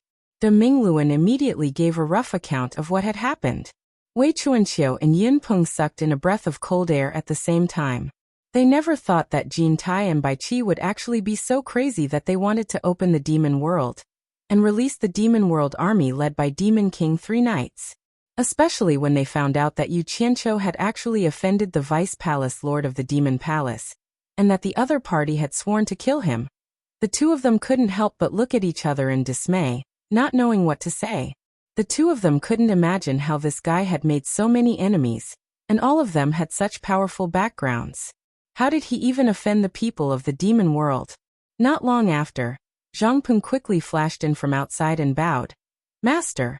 Without waiting for him to say anything more, Yu Qianqiu's eyes revealed a fierce glint as he said sternly, Immediately gather everyone to enter the first level of combat readiness, and await orders at any time. Zhang Peng was startled, then quickly bowed and said, Yes. His face revealed an incomparably excited expression. The kind of excitement that a soldier would have when he smelled the scent of blood after a long drought. Without saying anything else, he slipped away like a wisp of smoke. Wei Chuanqiu strode over and shook his head, saying, With just these people under you, you want to fight against the demon world army? I'm afraid. Before he could finish, he found that Yu Qianqiu had already disappeared, and no one knew where he had run off to. In the human world, halfway up the mountain behind the mountain god temple where the Hong Gang and Qing Gang's headquarters were located, Yu Qianqiu's voice suddenly sounded, Hong Qi Gu Qingyun, come out. Hearing the voice, a figure rushed out from a side room and quickly bowed to Yu Qianqiu, saying, Master, why are you here? It was Hong Qi, holding a pot of wine in his hand. His mouth was glistening with oil, and his hands were also greasy. When he spoke, his mouth still reeked of wine. He must be living a good life. Where did Gu Qingyun go? Yu Qianqiu used his divine sense to scan the surroundings, but he didn't find Gu Qingyun's figure. Hong Qi replied with a smile. Last time, after gathering all the cultivators in the human world who know alchemy, Gu Qingyun felt that it was necessary to make a record of all the cultivators in the human world. In case anything happens in the future, it would be convenient for him to check at any time. He is doing that now. Good. This is a good idea. I really didn't choose the wrong person. Halfway through his praise, Yu Qianqiu noticed Hong Qi's image. His eyes widened and he kicked Hong Qi. Exasperated that Hong Qi didn't meet his expectations, he poked his head and scolded. Eat. You only know how to eat, you good for nothing. There will be a time when you can't eat anymore. Learn more from Gu Qingyun. Hong Qi hurriedly took a few steps back, flung the wine pot in his hand, and rubbed his aching head. He smiled obsequiously and said, Master, is there something you need from us? Yu Qianqiu was in a hurry and didn't have time to scold him. His face darkened, and he said with an ominous glint in his eyes, Send a message to Gu Qingyun. The two of you immediately order all the cultivators in the cultivation world to gather at the World Commerce's cornucopia as soon as possible. If anyone disobeys, Kill without mercy. Hong Qi's expression turned solemn, and he immediately realized that something big had happened. He replied seriously, Master, there are over 1 million cultivators in the entire cultivation world. You have to at least give them some time. I'm afraid it's impossible to gather them all in a short period of time. Give them time? Didn't I tell you to do it as soon as possible? It was as if Yu Qianqiu had eaten a bomb, falling out with him at the drop of a hat. He pointed at his nose and scolded sternly. When did you learn to haggle? What are you Hong Gang and Qing Gang raising so many people for? If there's a way, you have to do it. If there's no way, you have to do it well. Do as you see fit. Gather all the cultivators as soon as possible. If anyone disobeys, kill them all. Yes. Hong Qi's scalp went numb and he said, I'll do it right now. Who knew that just as he turned around, he heard his master shout again. Wait. I haven't finished speaking. Why are you in such a hurry? Hong Qi hurriedly turned back and looked at him obediently. There's something between you and Gu Qingyun. I need someone to personally go and settle it for me. Yu Qianqiu said slowly with a deep voice. Seeing him like this, Hong Qi was more or less nervous and asked, What is it? Yu Qianqiu clasped his hands behind his back, and his gaze suddenly turned to the far east. An image of an island appeared in his mind, and with a malevolent expression he said, Quickly capture Yan Zhuixing's mother and sister, and hide them well. Don't let anyone know where they are hidden. Who knows, they might be of great use to us. If anyone dares to stop us, kill them without any hesitation. The most important thing is to capture them. Do you remember what I said? He turned back and stared at Hong Qi. Hong Qi instantly let out a sigh of relief. So that's what it was. He immediately patted his chest and promised, Don't worry, Master. Our Hong Gang and Qing Gang are the best at this. I'll personally go to Fuxian Island. If you mess this up, you'll be crying. Yu Qianqiu snorted and disappeared on the spot. Seeing that his master had left, Hong Qi's tense nerves relaxed, and he exhaled and said, Oh my God! With Master's current cultivation, why did he cause such a huge commotion? What is he trying to do? Yan Zhuixing's mother and sister? Could it be that Yan Zhuixing came out to cause trouble again? Then he shook his head and didn't dare to delay. He knew that his master was easy to talk to when he was easy to talk to, but when he was ruthless, even he couldn't handle it. In the valley outside of illusionary Immortal City, Yu Qianqiu, who had just appeared, checked the surroundings and quickly changed his appearance to Niu Yu's. He flew towards the direction of illusionary Immortal City without hesitation. In the clouds above illusionary Immortal City, there were still flowing lights everywhere. Although the Immortal Palace had collapsed, it was only the Immortal Palace's forces that had collapsed. It didn't have much to do with the other sections. They just changed to another sect and became the supreme one. Moreover, Jin Tai and Bai Qi hadn't been caught yet, so the Heartless Palace's main focus wasn't on shuffling the cards. If Jin Tai and Bai Qi had been caught, then it would be hard to say. In short, the various sects weren't affected much. Yu Qianqiu passed through the clouds and floated in the sky. He looked down at the still flourishing illusionary Immortal City, and couldn't help but sneer. A disaster was really imminent. His gaze searched for the original location of the Heartless Palace's branch, but he realized that after he burned it down, it was cleaned up and there were no signs of it being rebuilt. He then looked at the conspicuous spot where the Chamber of Commerce Alliance used to be, and realized that a magnificent palace had been built. He immediately understood everything. This palace was probably built by the Heartless Palace. Otherwise, no one would dare to occupy this treasured land of feng shui. He took out a large pile of paper and scattered them with both hands. Instantly, they flew towards the illusionary Immortal City like snowflakes. These were all flyers that he had ordered people to hurry up and print. This wasn't the end. As he flew, he scattered a few more piles. There were over 10,000 of them. After he was done, he disappeared in the sky.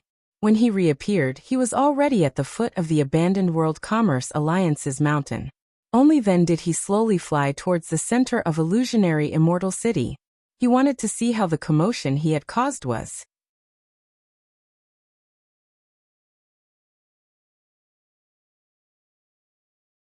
Chapter 1137. When he arrived, the central square of the illusory immortal city was already in chaos. Flowing lights fluttered about like countless blooming fireworks, and figures flew off in all directions. There were even white pieces of paper that surged with the wind in the sky, but refused to descend for a long time, and people would occasionally fly over and grab them away. Chaos. Chaos. The entire hallucinatory immortal city was filled with exclamations like boiling water. Whether flying in the sky or running on the ground, as long as they were in a hurry, they would all have a white flyer in their hands. The bustling and crowded plaza instantly became much sparser. What was left was a bunch of wandering cultivators holding flyers in their hands. They didn't belong to any sect, so they didn't need to report anything to anyone. Yu Qianqiu, who arrived late, was very satisfied with this result. This was the result he wanted. He flashed into the plaza and walked to the side of the sighing wandering cultivators. He cupped his fists and pointed at the chaos around him. Everyone! I don't know what happened. How did it cause such a big commotion? It's you. I know you. One of them suddenly pointed at Yu Qianqiu and exclaimed. Yu Qianqiu looked at him and was startled. Before he could react, the other cupped his fists and smiled. Did sire forget? When the Merchant Alliance was attacked by Heartless Palace's consecrator Feng Yi, you also asked me a question. He pointed at the former location of the Merchant Alliance. So that's how you know you gave me a fright. Yu Qianqiu made a no sound and immediately reacted.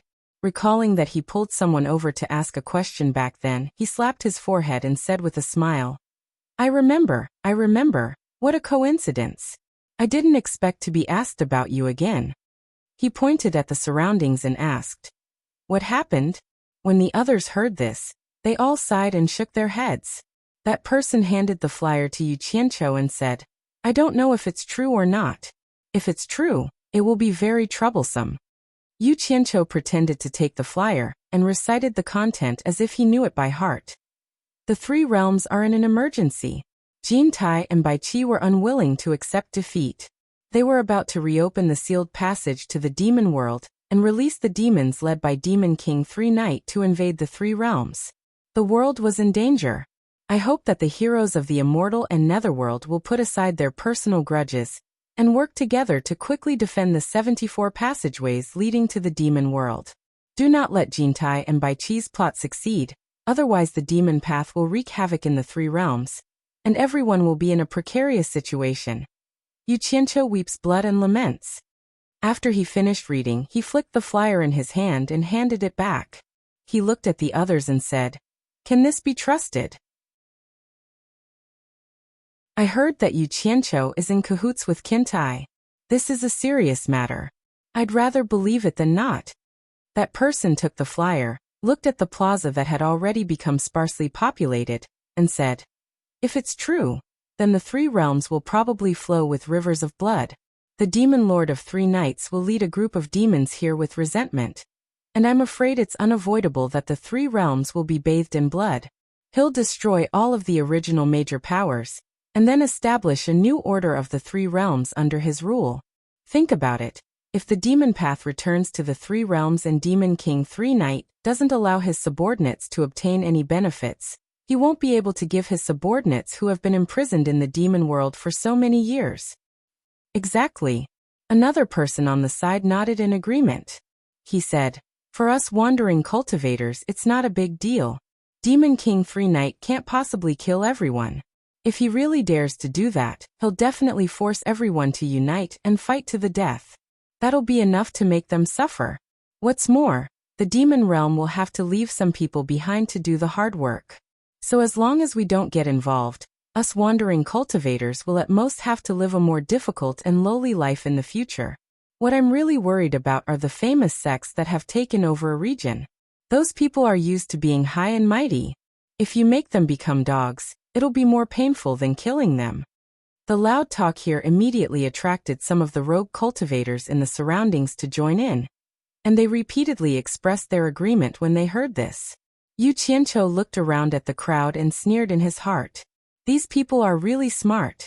They are really used to being dogs. But then again, when the Immortal Realm and the Netherworld were in power, they did not treat them as humans either. Since they were dogs everywhere, to them, wasn't it the same to be a dog no matter who they were?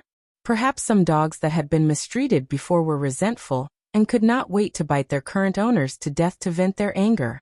Yu Qianqiu originally wanted to take advantage of the fact that he did not know Yu Qianqiu at this time to publicly commend Yu Qianqiu's feat of not being afraid of power, because he was never stingy with praising himself. But looking at the situation, he took advantage of the crowd's indignation and quietly squeezed out of the crowd. This kind of speechlessness that was powerless to reverse the situation was not something people at his level could play with. If he had the time, he might as well do something more practical. Now that he had confirmed that the news had been spread, time was precious, and he should be busy with other things. As for what to do and how to save himself, he was now powerless to make decisions on behalf of the immortal realm and the netherworld. Under the dim sky where the sun and moon could not be seen, after the endless vicissitudes of the netherworld, the ancient and broken stone statue with the body of a snake still stood in the rustling wind. The plump breasts proved to the passers-by that it was a woman. She came from the depths of time, facing the Styx and telling the past that had been lost in the long river of history. Although it always attracted people's infinite reverie or ears to listen, no one could understand it, leaving behind some helplessness and a few eternal desolation. The arms of the statue with the body of a snake opened slightly as if to hug, and it seemed to be praying to the heavens for something. So dense snow-like pieces of paper began to fall from the sky. A long howl suddenly sounded, immediately attracting countless people in this twilight city to flash out. Immediately, they saw the sky full of paper fluttering down. Many people grabbed it in their hands to see what was on it. After seeing the content on it, they were all shocked, and Twilight City immediately became chaotic. Many people gathered together to discuss whether the matter was true or false. And many people's first reaction was to report the contents of the leaflets. However, in just a moment, although these flying leaflets were already dead, they still could not resist the corrosion of the netherworld's death aura. Not long after, they all turned into ashes. However, for the people who did this was enough. They just needed to spread the news. In the large area around the Divine Ruin Realm base, not to mention ferocious beasts, not even a small animal could be seen. They had either been killed by the army of heroes who had been training here for a long time, or they had been hunted by the ferocious temple rainbow spiders. In short, the area with the base as the center had become a death zone for the ferocious beasts in the Divine Ruin Realm. This place, which was covered by clouds and filled with white mist, was the training ground for the disciples of the various sects in the immortal world. Now it had become the forbidden land of the Utopia army, and no one was allowed to set foot in it. However, the sudden appearance of foreign races could not be hidden from the people outside the fog, who had successfully cultivated and evolved into immortal beasts. In addition, Zhang Peng often led people outside the fog for combat training, so it was inevitable that there would be frequent conflicts. In the end, no one was a match for the Utopia army after several battles. Just as Zhang Peng's desire to fight was soaring, and he wanted to sweep through the Divine Ruin Realm, the Great Flame Mountain Ape King Yuan Hong stopped him after hearing the news. He told Zhang Peng not to make a big deal out of this, or else he would offend the Rainbow-Feathered Lion King in the Divine Ruin Realm.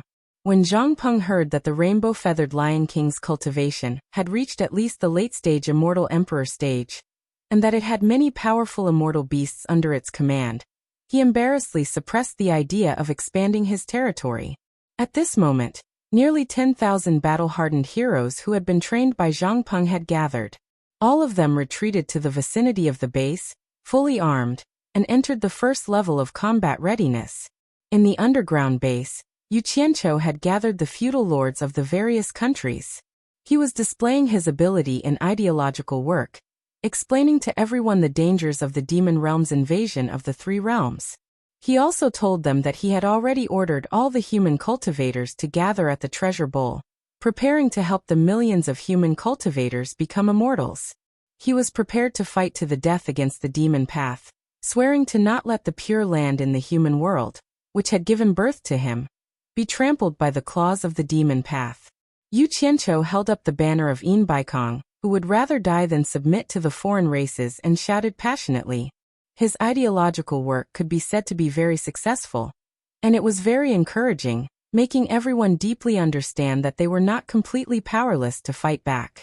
Furthermore, Yu Qianqiu also vowed that if the situation was unfavorable, he would go to the Great Snow Mountain in the Netherworld to ask the Snow Emperor and Snow Empress for help and borrow 800,000 ice soul crystals from the Great Snow Mountain to help. He also continued to use everyone's backbone, by Changchun, to stabilize the situation. He said that if it still did not work, he would ask his master, by Changchun, who was in meditation, to come forward and turn the situation around. He vowed to fight for a foothold for everyone in the immortal realm. If we still can't win like this, we're not afraid. At worst, we'll just hide back in the divine ruin realm. But I, Yu Qianqiu, am not a coward who is afraid to fight. I will definitely not be a coward if I don't fight with my life on the line. This was the last sentence that Yu Qianqiu said when he encouraged everyone. The whole thing could be summed up as a pre-war mobilization meeting. In reality, Yu Qianqiu was like a camel. If he had not been forced into a dead end by Yan Zhuixing, he would still want to take the shortcut to take advantage of the situation. Now that it was a matter of life and death, he immediately displayed his ruthlessness. He did everything, said everything, and was prepared to use all his resources and strength to fight.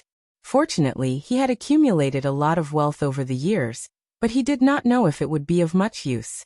However, he had already made up his mind. Even if he lost, he would make the enemy feel pain. His words caused the expressions of the lords of the various countries to become incomparably grave. Everyone was proud and arrogant, and no one wanted to be a dog. Although Yu Qianqiu had treated them with kindness and authority, he had still treated them well. Moreover, Yu Qianqiu had also done his best to help them improve their cultivation. Seeing that their future was bright, no one wanted to fall into endless darkness and become inferior to pigs and dogs. Fight! Let's fight! Muffled voices rang out in the base. Although there were no heroic words, they knew that Bai Changchun, who had fought against the Celestial Emperor and the Emperor of the Underworld without being defeated, was backing them up. Because Bai Changchun had never disappointed them. What's more, there were huge forces like the Immortal and Netherworld resisting the Demon World's army together. No one felt that there was anything to be afraid of.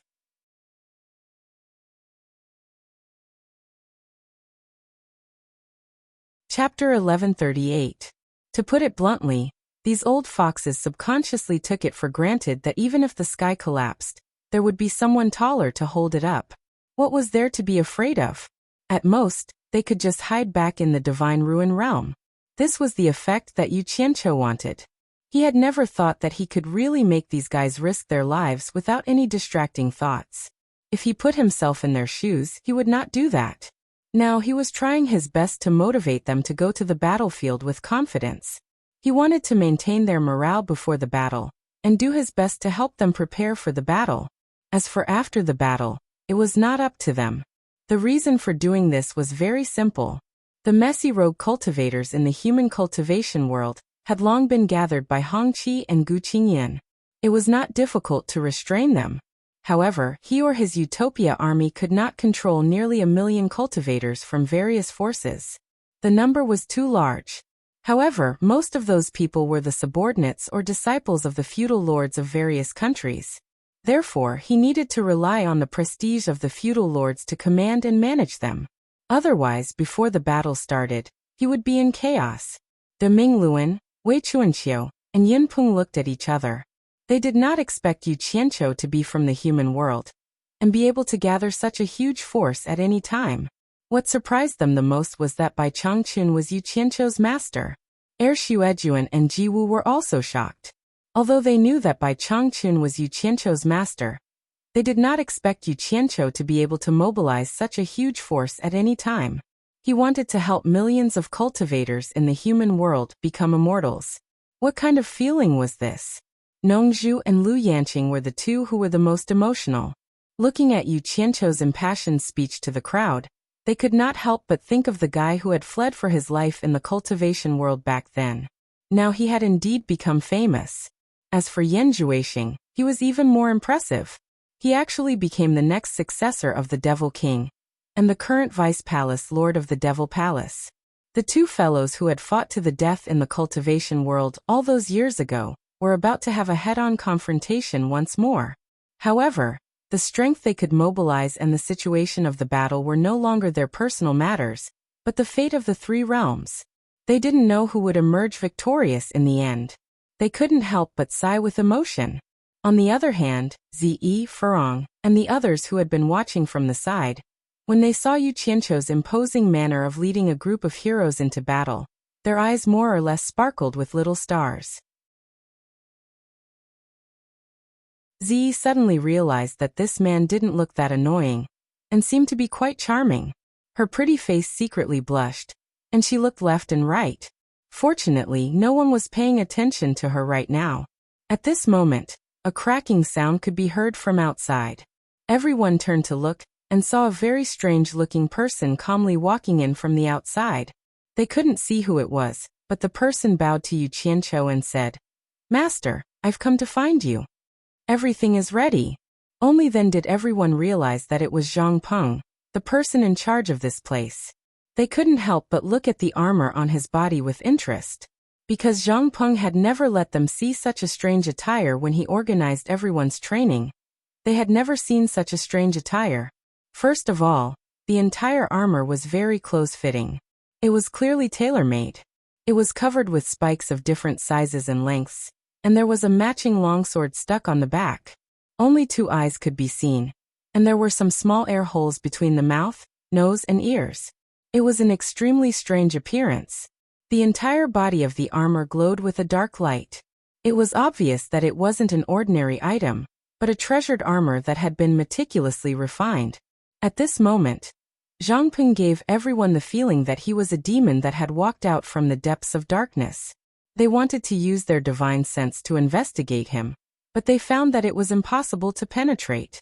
Only by using their divine sense to penetrate through the eye sockets and air holes could they see his true appearance. Everyone suddenly saw a person dressed like this appear.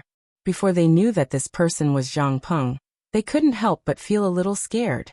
Yu Qianqiu nodded slightly to Zhang Peng. Zhang Peng turned around and walked out, while Yu Qianqiu looked around at everyone and said, "Everyone, follow me out and take a look." Everyone looked at each other. They didn't know what Yu Qianqiu wanted them to see, but they all followed behind Yu Qianqiu and walked out. When they reached the exit of the underground base, a sharp, zhizhi sound suddenly came from above. A multicolored figure jumped down from above, and 8 light golden claws fiercely pounced toward Zhang Peng, who was wearing armor in front of him. There was a ding-dang sound that belonged to metal. "Be careful." Someone in the crowd could not help but give a warning. The others also suddenly became alert, thinking that they had been attacked by a fierce beast from the ruins of God. Yu Qianqiu turned around and said to everyone with a faint smile, "Don't worry, it's one of us." Everyone was stunned. They saw that it was a multicolored spider that was as big as a table. Its 8 sharp claws and ferocious fangs were all light gold. If it spread its limbs, its body length would be at least 4 to 5 meters, and it had already hugged Zhang Peng under its abdomen. Zhang Peng turned around and glared at it. The multicolored spider immediately acted like a child who had done something wrong, and landed on the ground obediently. Zhang Peng flashed onto its back, and it immediately used all 8 of its legs to quickly climb out with Zhang Peng on its back.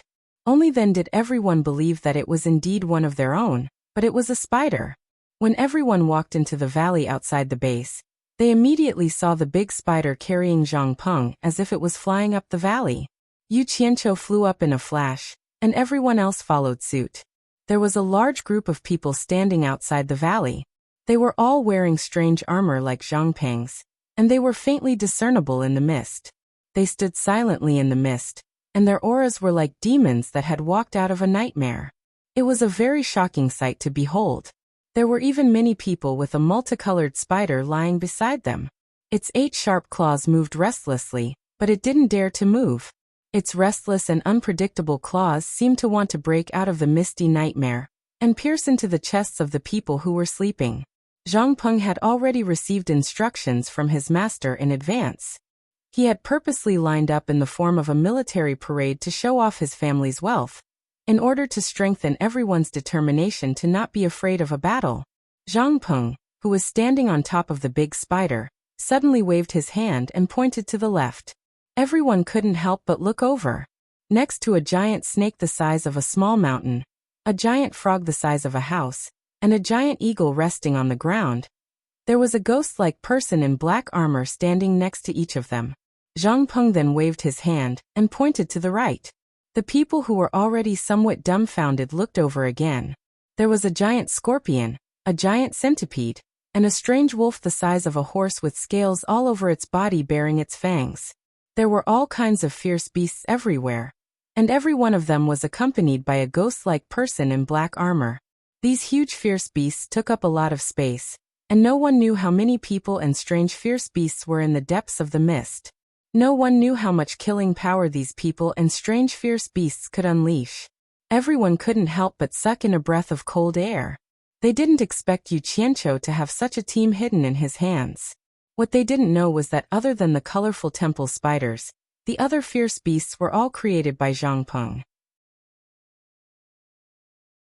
Ever since he saw the power of the 1,000 or so colorful temple spiders, Zhang Peng had led his subordinates to search for all kinds of fierce beasts that could unleash special powers and domesticate them, so that the heroic army could unleash even greater power. Hard work paid off, and they finally had a lot of gains over the years. Now that they were being displayed in front of everyone, Zhang Peng couldn't help but feel a little proud of himself. The sturdy and indestructible armor, the strong battle power of unity, and the support of all kinds of fierce and poisonous fierce beasts. This team could finally show off its abilities. Yu Qianqiu swept his gaze across the people below and looked at Zhang Peng with approval. He nodded slightly and instructed, "Have everyone prepared to fight at any time." Zhang Peng respectfully accepted the order. After that, Yu Qianqiu led everyone back to the base, stating that he wanted to get everyone a set of extraterrestrial adamantine battle armor, with extremely strong defense, which immediately made everyone excited. Thus, under Yu Qianqiu's guidance, everyone began to measure each other's measurements, and recorded their measurements in a jade archive before handing it over to him. Even Wei Chuanqiu and the others couldn't help but join in. Only Immortal Crocodile, Ji Wu, and Lu Yanqing didn't join in the fun. Immortal Crocodile wanted a set as well, but he was now a cripple, and his cultivation was sealed by Jintai's secret technique. He hadn't found anyone who could remove the seal yet, so it was useless even if he wanted it. Ji Wu, on the other hand, was a little embarrassed to join in. Lu Yanqing, on the other hand, wasn't someone who hated fighting and killing, so she didn't want this evil-looking battle armor at all. As for the envious Ze and the others, they were chased to the side by Yu Qianqiu, telling them to stay where they wanted to be. The girls had a temper, but they knew that this wasn't the time to be disobedient, so they could only go to the side and curse someone. After he was done, Yu Qianqiu pulled Nongzhu along and found the few subordinates who had protected Shirwenguang in the past. He asked for a human skin mask that was suitable for Nongzhu, stuffed a silver ball into Nongzhu's hand, and asked her to go to the mystic Immortal City to gather information. Because he still had use for the others, he had to bring them back to the human realm to stabilize the hearts of their own subordinates. Nongzhu was a commander without an army, and she was more trustworthy, so he could only trouble her. After sending Nongzhu to the mystic Immortal City, Yu Qianqiu quickly returned to the Divine Ruin Realm and rushed to the Great Flaming Mountain to find Elder Nanming and Yuan Hong, telling them about the impending invasion of the Devil Realm. Taking advantage of the fact that the two of them were still in a state of shock and had yet to wake up, he took the Jade Archive with the measurements recorded on it and made hundreds of sets of extraterrestrial metal essence battle armor. He asked the two of them to put aside their private work of researching and refining artifacts, and to focus on the bigger picture, and quickly refine these hundreds of sets of battle armor. Yuan Hong saw that his private stash of extraterrestrial metal essence was almost used up, and his heart ached terribly. However, seeing that his master, Elder Nanming, had already agreed with a solemn expression, he lost his temper and gritted his teeth to help his master refine the armor. "It's so tiring to do ideological work everywhere. It's all that bastard Yan Zhuixing's fault." Yu Qianqiu cursed in his heart, then returned to the base without stopping. He brought the hundreds of feudal lords back to the human realm, and told them to disperse and return home. Then he quickly gathered all his subordinates and gathered them at the cornucopia. He had no other choice, other than needing the feudal lords to lead his subordinates in battle. It was also because the task of gathering millions of people was placed on Hongqi and Gu Qingyun. It would indeed be difficult to complete it in a short period of time, and he couldn't just watch from the sidelines.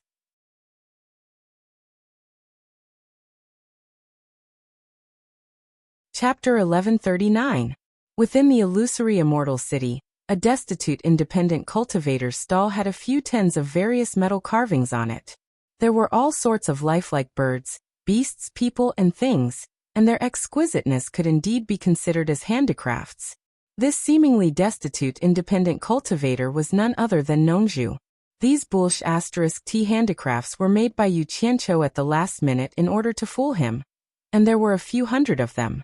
In Yu Qianqiu's words, "I'm not really asking you to set up a stall to sell things, and you just have to make something to deal with it. Your main task is to inquire about all sorts of information. If I really get some good things for you to sell, you won't have the time to inquire about information when your business is booming. The more you can't sell something, the better it is." Of course, Yu Qianqiu didn't ask Nongzhu to randomly pick up a few stones to make up the numbers, as he was afraid that Nongzhu would be beaten up by those who didn't like him. Instead, he made some sculptures that were at least passable. At the beginning, because of the influence of the news that the devil dimension was about to descend upon the three dimensions, the square did seem to be much more deserted. However, it was also because of the influence of that news that the flow of people suddenly increased in just a few days. Everyone came to purchase things that they could use or might use as reserves in preparation for the upcoming calamity. The entire illusory immortal city was unprecedentedly bustling, and it could even be described as overcrowded. Not to mention the various stalls on the square. Even the mountains of the various sects were filled with endless streams of people. All of them were in a hurry, and the atmosphere was becoming more and more tense. There were people stopping to look at Nongzhu's stall from time to time. Most of them thought that there was something profound about these sculptures, so they asked with interest. Nongzhu was truly speechless, and he could only imitate Yu Qianqiu's words. "This is a work of art that I meticulously carved, and there's nothing profound about it." In the end, he received countless supercilious looks, and many people scolded him for thinking too much about money. He'd never been scolded by so many people in his entire life. At first, Nongzhu really couldn't take it, but as time passed, he got used to it. His attention was focused on the conversations of the people around him, and all sorts of information began to pour in. Speaking of which, the various sects had to thank Yu Qianqiu for using the teleportation function of the Golden Pearl to deliver the news in time. When the various sects received the news from their sects, they were all shocked. Almost all the forces that were close to the demonic world's passageway gathered there without any hesitation. They did their best to set up all sorts of restrictions at the sealed entrance to the demonic world, to prevent the passageway from being opened. The most outrageous one was the one in the immortal world. Around the sealed passageway to the devil world, nearly 100 sects had arrived in time to set up countless formations of various sizes. As long as it was a formation that each sect knew, they would set it up regardless of the consequences. Even if it had been repeated countless times, as long as there was space nearby, they would set it up as much as they wanted. They kept setting up all kinds of restrictions. Nearly 100 sects set up formations in the sky and on the ground. It was a spectacular scene. As a result, within a radius of hundreds of miles, the heaven and earth were covered with gloomy clouds and fog. It was so dark that one couldn't even see his own fingers, let alone find the location of the entrance to the devil world. As expected, Jin Tai and Bai Qi came here. Because they were in the immortal world, the sealed entrance to the devil world was naturally the most convenient choice. Relying on their strong cultivation, the two of them directly killed their way here. As a result, when they arrived, they were also shocked by the situation in front of them. However, time waited for no man. Wang Qing must have heard the news and came here. So the two of them directly broke the formations. Rumble, rumble, rumble. None of the formations could stop them, and they were forcibly broken one after another. But no matter how powerful the two of them were, they couldn't resist the fact that there were too many formations. It took them nearly a day to break through more than 10,000 formations and forcibly advance 100 miles. The strength of the two of them could be imagined, but they still couldn't see the shadow of the sealed entrance to the devil world. The two of them were immediately dumbfounded. They finally understood what it meant to anger the public, and they finally understood the power of the masses. Jin Tai was so angry that he stomped his feet and cursed Yu Qianqiu. If it wasn't for Yu Qianqiu leaking the news, how could they encounter such an unprecedented good thing? At this time, Wang Qing also hurried over. A six-dragon snow blue sword forced the two of them to flee again. After they left, the hundreds of sects that scattered immediately saw that it was effective, so they immediately gathered again and began to set up the formations day and night. At the same time, they quickly sent a message to the other sections. As a result, the other sects naturally followed suit. Without saying anything, they directly piled up the passages to the 72 worlds with countless formations to prevent Jin Tai and Bai Qi from breaking into the human world to open the passage to the devil world. The netherworld, which was shocked by what happened in the immortal world, quickly followed suit and piled up the passages to the devil world and the 72 worlds with countless formations. After this matter, the immortal world and the netherworld finally believed in Yu Qianqiu's warning. Wang Qing even directly announced to the whole world that Yu Qianqiu had taken great credit.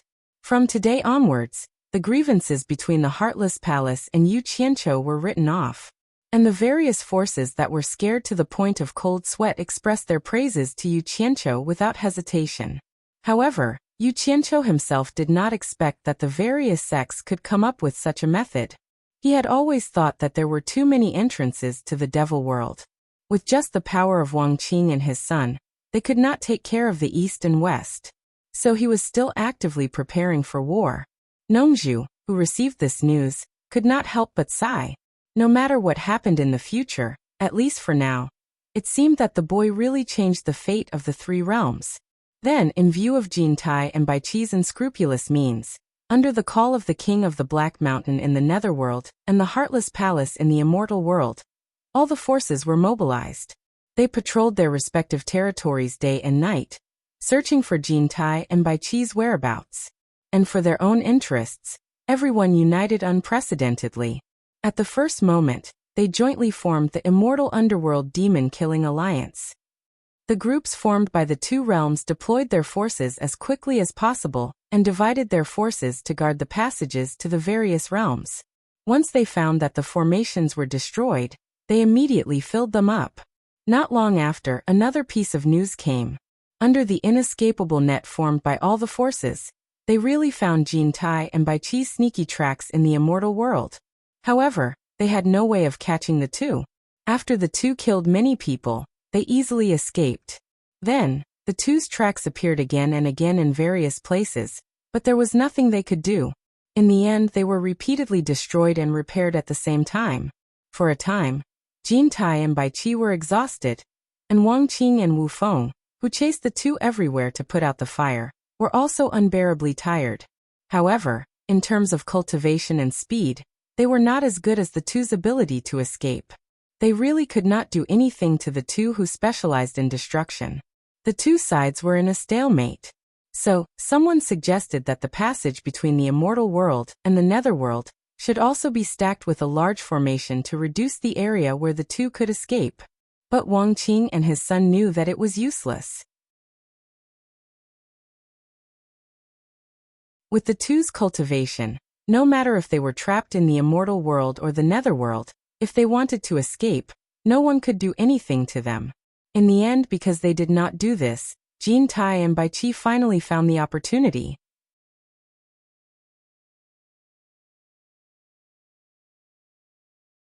Chapter 1140. At the Cornucopia Commerce's headquarters, the god of wealth peak that still stood tall despite the damage was packed with people. The various feudal lords had gathered all their subordinates. The Green Gang and Hong Gang had gathered all the rogue cultivators from all over the world. Even China's cultivation world, which had the largest number of cultivators, had no choice but to comply. In a short time, over 1 million cultivators from all over the world had gathered here, An unprecedented grand occasion. Amidst the bustling crowd, everyone was looking around, curious and nervous at the same time. Most of them had no idea why they were here. Several hundred feudal lords and sect chiefs were having a meeting on the God of Wealth Peak. Considering that some feudal lords only had a few hundred or dozens of people under them, while others had tens of thousands of people under them, and some sects of different sizes were also in the same situation, the merger and reorganization began. Over 1 million cultivators were divided into 10 corps, with each corps having a little over 100,000 people. The several hundred feudal lords were divided into 9 groups, with a few people in each group as the core of each corps. The remaining corps consisted of over 100,000 rogue cultivators, all of which were added to the Hong Gang and Green Gang, under the command of Hong Qi and Gu Qingyan. The Wuxia cultivation world was broken up by sections. Sects of different sizes were distributed according to the number of people, and they were all under the core subordinates of the lords of the various countries. After the meeting was over, the commanders of the 10 newly formed corps swiftly gave the order to count the cultivation level of their subordinates. One had to admit that Yu Qianqiu used these people correctly. First of all, they knew their subordinates inside out, adding to their inherent prestige. Their work efficiency was extremely high.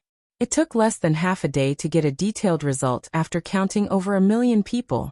If Yu Qianqiu were to do it himself, it would be hard for him to even sort out the people. After receiving the detailed data, Yu Qianqiu immediately distributed 1 billion divine-grade spirit stones to each of the 10 corps, throwing out 10 billion divine-grade spirit stones in one go. A foundation establishment cultivator would need at most 1.4 billion high-grade spirit stones to advance to the immortal realm. Even if one were to start from the qi refining stage, it wouldn't exceed 1.5 billion high-grade spirit stones. If converted to divine-grade spirit stones, it would only be 15 pieces. Each of you will receive 15 pieces of divine-grade spirit stones. An army of 100,000 people will at most cost a little over 1 million divine-grade spirit stones. The rest of the spirit stones will be used as management expenses. When he and Zhang Peng experimented on their subordinates in Utopia, he already had first-hand data on the consumption of spirit stones. On top of that, Hong Qi and Gu Qingyan had invited cultivators from all over the world to refine countless medicinal pellets for them, so he was well prepared.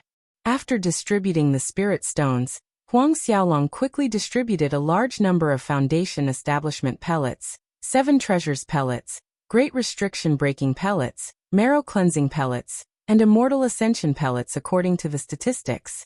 When such a large batch of medicinal pellets was distributed, even the various feudal lords who had come to the immortal world to broaden their horizons were shocked. How many so-called spiritual herbs and immortal herbs were needed to refine them? However, it was just a slight shock and it didn't matter in the blink of an eye. In any case, everyone was used to seeing Yu Qianqiu's remarkable abilities, and it wasn't the first time they had seen something so inconceivable. The method to consume the medicinal pellets was not a problem for the feudal lords who were experienced. They quickly took the items they received and went to make arrangements. Half a day later, the crowd at the foot of the God of Fortune Peak sat down cross-legged. In an instant, the fragrance of various medicinal pellets filled the air, but the millions of people present were so quiet that one could hear a pin drop. In the following days, the sky above the God of Fortune Peak was covered with dark clouds. It was as if thousands of thunderbolts were connected to the God of Fortune Peak. There was an endless stream of experts who had forcibly raised their cultivation to the immortal realm flying up to the God of Fortune Peak to forge their immortal bodies. There was also an endless stream of people who were overjoyed and successful flying down to the God of Fortune Peak, willing to wait for arrangements. A month later, the entire cornucopia was empty. The millions of people had all disappeared, and everything that could be taken away from the World Commerce Chamber had been taken away. The wild beasts and birds in the mountains gradually became bolder and began to appear in this area. The empty houses became their safe nests to shelter from the wind and rain. The spiders also began to weave their webs on the doors and windows without worry. No one knew when the owner of this place would return. It was not only the cornucopia. In places that were difficult for mortals to reach, such as primeval forests, mountains and seas, or places that were shrouded in clouds and mist. There were places that were left empty in the eyes of mortals. There were no more immortals who could fly in the sky or burrow into the ground. And there were no more world-shocking magical powers. There were only richly ornamented buildings, jade palaces, and wonderful cave dwellings listening to the bleak wind. From then on, in the emptiness, they experienced fine winds and beautiful suns, drizzling rain, torrential rain, or heavy snowfall. Gradually, they would decay until the day the entire world would be peaceful and tranquil. Within the ruins of God, when the Nanming ancestor learned that his disciples had arrived, he personally came to pick them up and bring them back to the Great Flame Mountain. The commanders of the armies had no objections to this. After all, the Great War was imminent, and they had raised their cultivation. It would be bad if they did not have a suitable weapon. In the end, during a meeting of the commanders of the various armies, everyone agreed that it was not enough to just refine weapons. They should form another team that could refine pills to prevent the treatment of injuries during the war.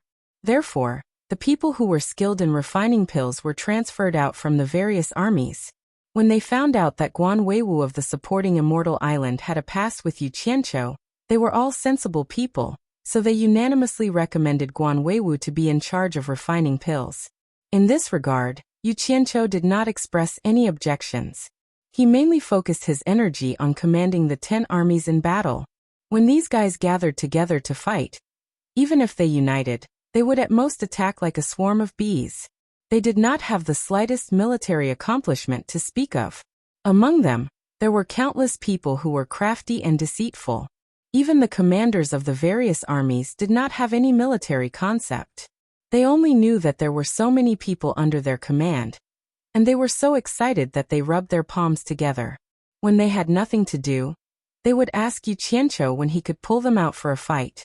This matter gave Yu Qianqiu a headache, but it was not good to dampen their enthusiasm. However, if he allowed them to continue like this, they would sooner or later be taught a bloody lesson and suffer a great loss. After all, everyone's cultivation was not that high.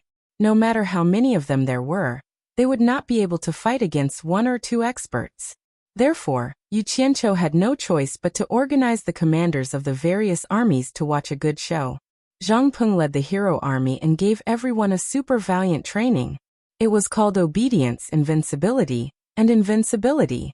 The power of team coordination was displayed to the fullest, and the commanders of the various armies were shocked. On top of a tall hill in the eastern Holy Land, several hundred people stood together and looked down at the nearly 10,000 heroic soldiers who had gathered together after their training. Their ranks were as neat as tofu, and a powerful killing intent lingered in the air above them. Several hours had passed, but not a single person moved a single finger. The commanders of the various armies looked down silently, and their expressions were very solemn. They all thought of the situation where their subordinates had gathered together. That could only be called gathering, and not a formation. Not to mention the fact that the crowd was scattered and disorderly. All of them were standing unsteadily and looking left and right. When they gave orders, they had to rely on their profound cultivation, and use the megaphone to shout wildly. Yet, they had been so proud of themselves for being able to command so many people. However, look at the commander of the other armies. With just a gesture, they would fight wherever he pointed and absolutely obey orders. After a long period of silence, many people looked at each other in dismay. They all understood why Yu Qianqiu had brought them here to watch. This group of prideful fellows understood the disparity between them. They had been led here by Yu Qianqiu to be slapped in the face by reality. All of them were instantly ashamed, and they all realized the disparity in their ability to command. Everyone. Yu Qianqiu, who was standing at the very front of the hill, finally spoke. He waved his hand and pointed at the orderly formation below. He sneered and said, "Don't be fooled by the fact that you have 1,000,000 subordinates. Do you believe that I only need these 10,000 people to defeat all of you? And this is under the condition that they are not fully equipped with the extraterrestrial metal armor. No, I'm wrong. Your subordinates can't be considered an army. They are just a motley crew." A gust of wind blew, and everyone's long robes became messy. All of them silently agreed with what Yu Qianqiu had said. After a long time, Yu Nantian, who was at the side, said in a weak voice, "Torture master, you said it yourself. Our subordinates can't be considered an army. If we give them some time to train, they will naturally become something." Oh. Yu Qianqiu made a long "oh" sound. He turned around and looked at the crowd with a disapproving smile on his face. He said, "Then I'll wait and see. However, I see that you are dressed so elegantly. You don't look like someone who can train an army to conquer the world. You are good at seducing women. How about this? I have an idea. Xuxin of Womanland also has more women in her subordinates and some merged sections. Moreover, most of the people in your sect are women. Moreover, it's really inconvenient for the division leaders to command if men and women mix together. Why don't we reorganize a division that belongs to women? You and Xuxin can be partners." As soon as he said this, many of the division leaders couldn't help but burst into laughter. They all looked at Yu Nantian with ridicule. Many of them even joined in. "I think Torture Master's idea is not bad." T. Yu Nantian looked around and scolded. His face was gloomy. This was too embarrassing. However, it made the crowd laugh even harder. Xuxin flashed out of the crowd and looked Yu Nantian up and down. She spat and said, "What's wrong with women? It's a good job for a man like you to mix with women. Don't be so shameless. We women don't care about you. Who do you think you are? Why don't you look at yourself in the mirror?" Yu Nantian sneered and said, "Of course. In Xuxin's eyes, except for Nongzhu, who is a decent man, who else will she like?" Xuxin immediately sneered and said, "Of course. Nongzhu relies on the nature of a man, unlike you who put on a body full of hair to pretend." Then she bowed to Yu Qianqiu and said, "Torture Master, I agree with your decision to establish a division of women. However, Xuxin disdains to be a partner with this man. Please transfer Nongzhu here to be my partner."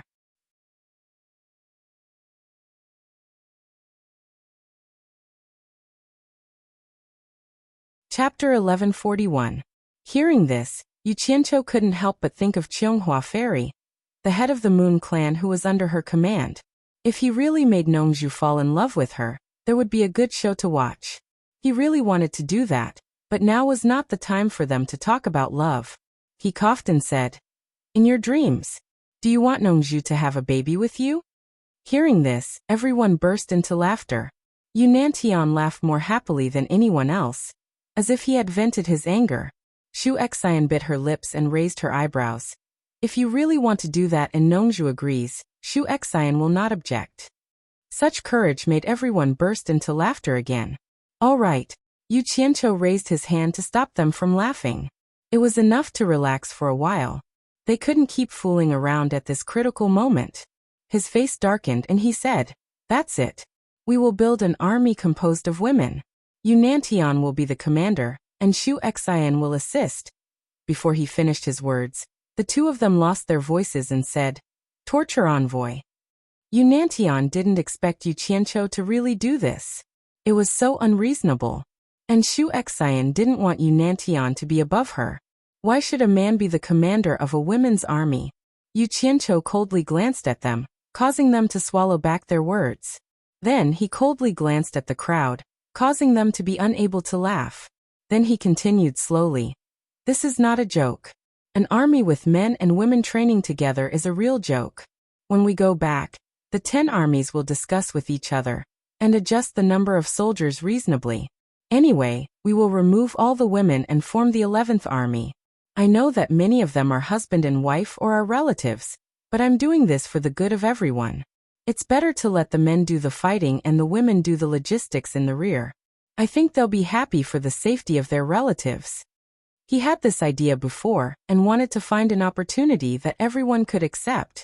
Otherwise, it would be more difficult to command a temporary army with a family living in a team. Secondly, they would have a group of hostages in their hands, which would more or less make the motley crew think twice. Yu Nantian and Shu Xian's faces became more and more gloomy. It turned out that they were in charge of a logistics team. The others had no objections to this. As long as it did not weaken their authority, it was fine. They all agreed to carry it out as soon as they returned. Everyone. There are some things that I have to say first. Yu Qianqiu looked at the crowd and said, now that everyone's cultivation base is about the same, it doesn't matter who is in charge. If the core commander of any legion is not capable enough, I don't mind recruiting more capable people from below. As for those who have made great contributions, they will be rewarded with unimaginable benefits in the future. Who knows, they might even have the opportunity to establish their own sect in the immortal world. As soon as these words were spoken, the atmosphere instantly became heavy. Putting aside the matter of whether he could establish a sect in the immortal dimension in the future, if the disciples he ordered around in the past were to order him around instead, then it would truly be a fatal matter. Only then did everyone realize that they had boarded Yu Qianqiu's pirate ship. It was too late for regrets. After a moment of silence, Wu Changshou suddenly walked out and cupped his hands, saying, Torture envoy. You also know that we have no experience in leading an army to war. I see that Zhang Peng is quite proficient in this field. Can we ask him for some advice? Everyone's eyes also looked at Zhang Peng, who was standing still in front of the formation below. Yu Qianqiu's gaze swept across everyone's faces. Seeing that everyone's faces were full of anticipation, he was instantly delighted. This was the effect he had spent a lot of effort to achieve. If he forced them to train, it would definitely cause these guys to resent him. If they did not actively cooperate, then it would be big trouble. He tilted his head and suddenly shouted, Zhang Peng. Zhang Peng responded with a yes and flew up in a flash. Yu Qianqiu pointed at everyone and said, before the war, the training of the 11 legions will be handed over to you. Zhang Peng immediately accepted the order. After everyone returned to the Divine Ruin Realm, the core members of the various legions immediately surrounded Zhang Peng to ask for advice. Zhang Peng first explained to everyone the importance of the legion's hierarchy, then asked them to sort out this matter first. Everyone was smart and felt that it was reasonable. They immediately dispersed and hurriedly went to deal with this matter. By the time they came one after another to ask for advice, Zhang Peng had already divided the battle-hardened heroic army into 20 legions, and let each legion lead 2 teams of people. One team would be used to train the people under them, and the other team would be sent to strictly enforce military discipline. How could a newly formed mob be so easy to train? As a result, on the same day, many of the troublemakers in the 10 legions were killed on the spot by the law enforcement team. In total, there were more than 10,000 people, and it almost caused an uproar. After all, everyone was now at the immortal realm, so there was no need to be afraid of them. However, in order to twist the evil aura of this group of repulsive people and get them on the right track as soon as possible, Yu Qianqiu made up his mind and sent to Mingluan, Wei Chuanqiu, and Yin Peng, these 3 immortal emperor-level experts, to patrol around. Yu Qianqiu's original words to the 3 of them were, "Don't be lenient, kill those who need to be killed." It was better for some of them to die now than all of them in the future. As a result, the 3 of them killed another 10,000 people the next day. Seeing that there were immortal emperor-level experts holding down the fort, killing them as easily as cutting vegetables, the mob immediately understood how insignificant they were. They were so scared that they kept quiet out of fear, and became well-behaved. Their training was finally on the right track. In fact, most of these troublemakers were the subordinates of the various countries' lords, or people who were used to having power in their sections. Ordinary people didn't dare to jump around. As the training progressed, those people who usually didn't have the chance to raise their heads in their sects suddenly realized that under this strict hierarchy, no matter what your background was, as long as your results were better than others and you were more capable than others, the instructors would immediately give you a chance to be promoted. As for those who were mediocre, no matter how powerful your background was, they would immediately be beaten down. The rise of a group of powerless and insignificant people immediately set off a prairie fire in the 10 great legions. Those who had never had the chance to stand out immediately desperately seized this opportunity to stand out. As a result, the descendants of those with power and influence in the past were immediately unhappy. Those who were usually trampled under their feet were now bossing them around. How could they accept this? Hence, they all relied on their connections to find the lords of the legion's core, their fathers, or their masters to complain. The most typical example was Hu Changsho's son, Hu Yuntian. Hu Changsho couldn't help but be selfish in the initial stages of the establishment of the legion. 100,000 people were to be divided into 10 divisions, so he made his son a division commander. Needless to say, Hu Yuntian was quite happy to see so many subordinates under him. The military rules stated that as a division commander, his words were like a mountain to the tens of thousands of people under him. They had to obey his orders, and those who disobeyed would be directly punished by military law. This was much more power than when he borrowed his father's influence in the Cloud Palace. These people were all under his command. Hence, both openly and secretly, he promoted the wisdom of the torturer, Yu Qianqiu, and strongly supported the military management of the various forces. He also thought that since his father was the legion commander, it was only a matter of time before he was promoted from division commander to one of the 3 corps commanders. At that time, his authority would increase by several times. In order to facilitate his management in the future, he strongly opposed the original forces in the legion forming factions and disobeying the orders of their superiors. However, when the higher-ups began to send people down, he, the son of the legion commander, was demoted by the chief instructor during the training and assessment. He was demoted from division commander to company commander.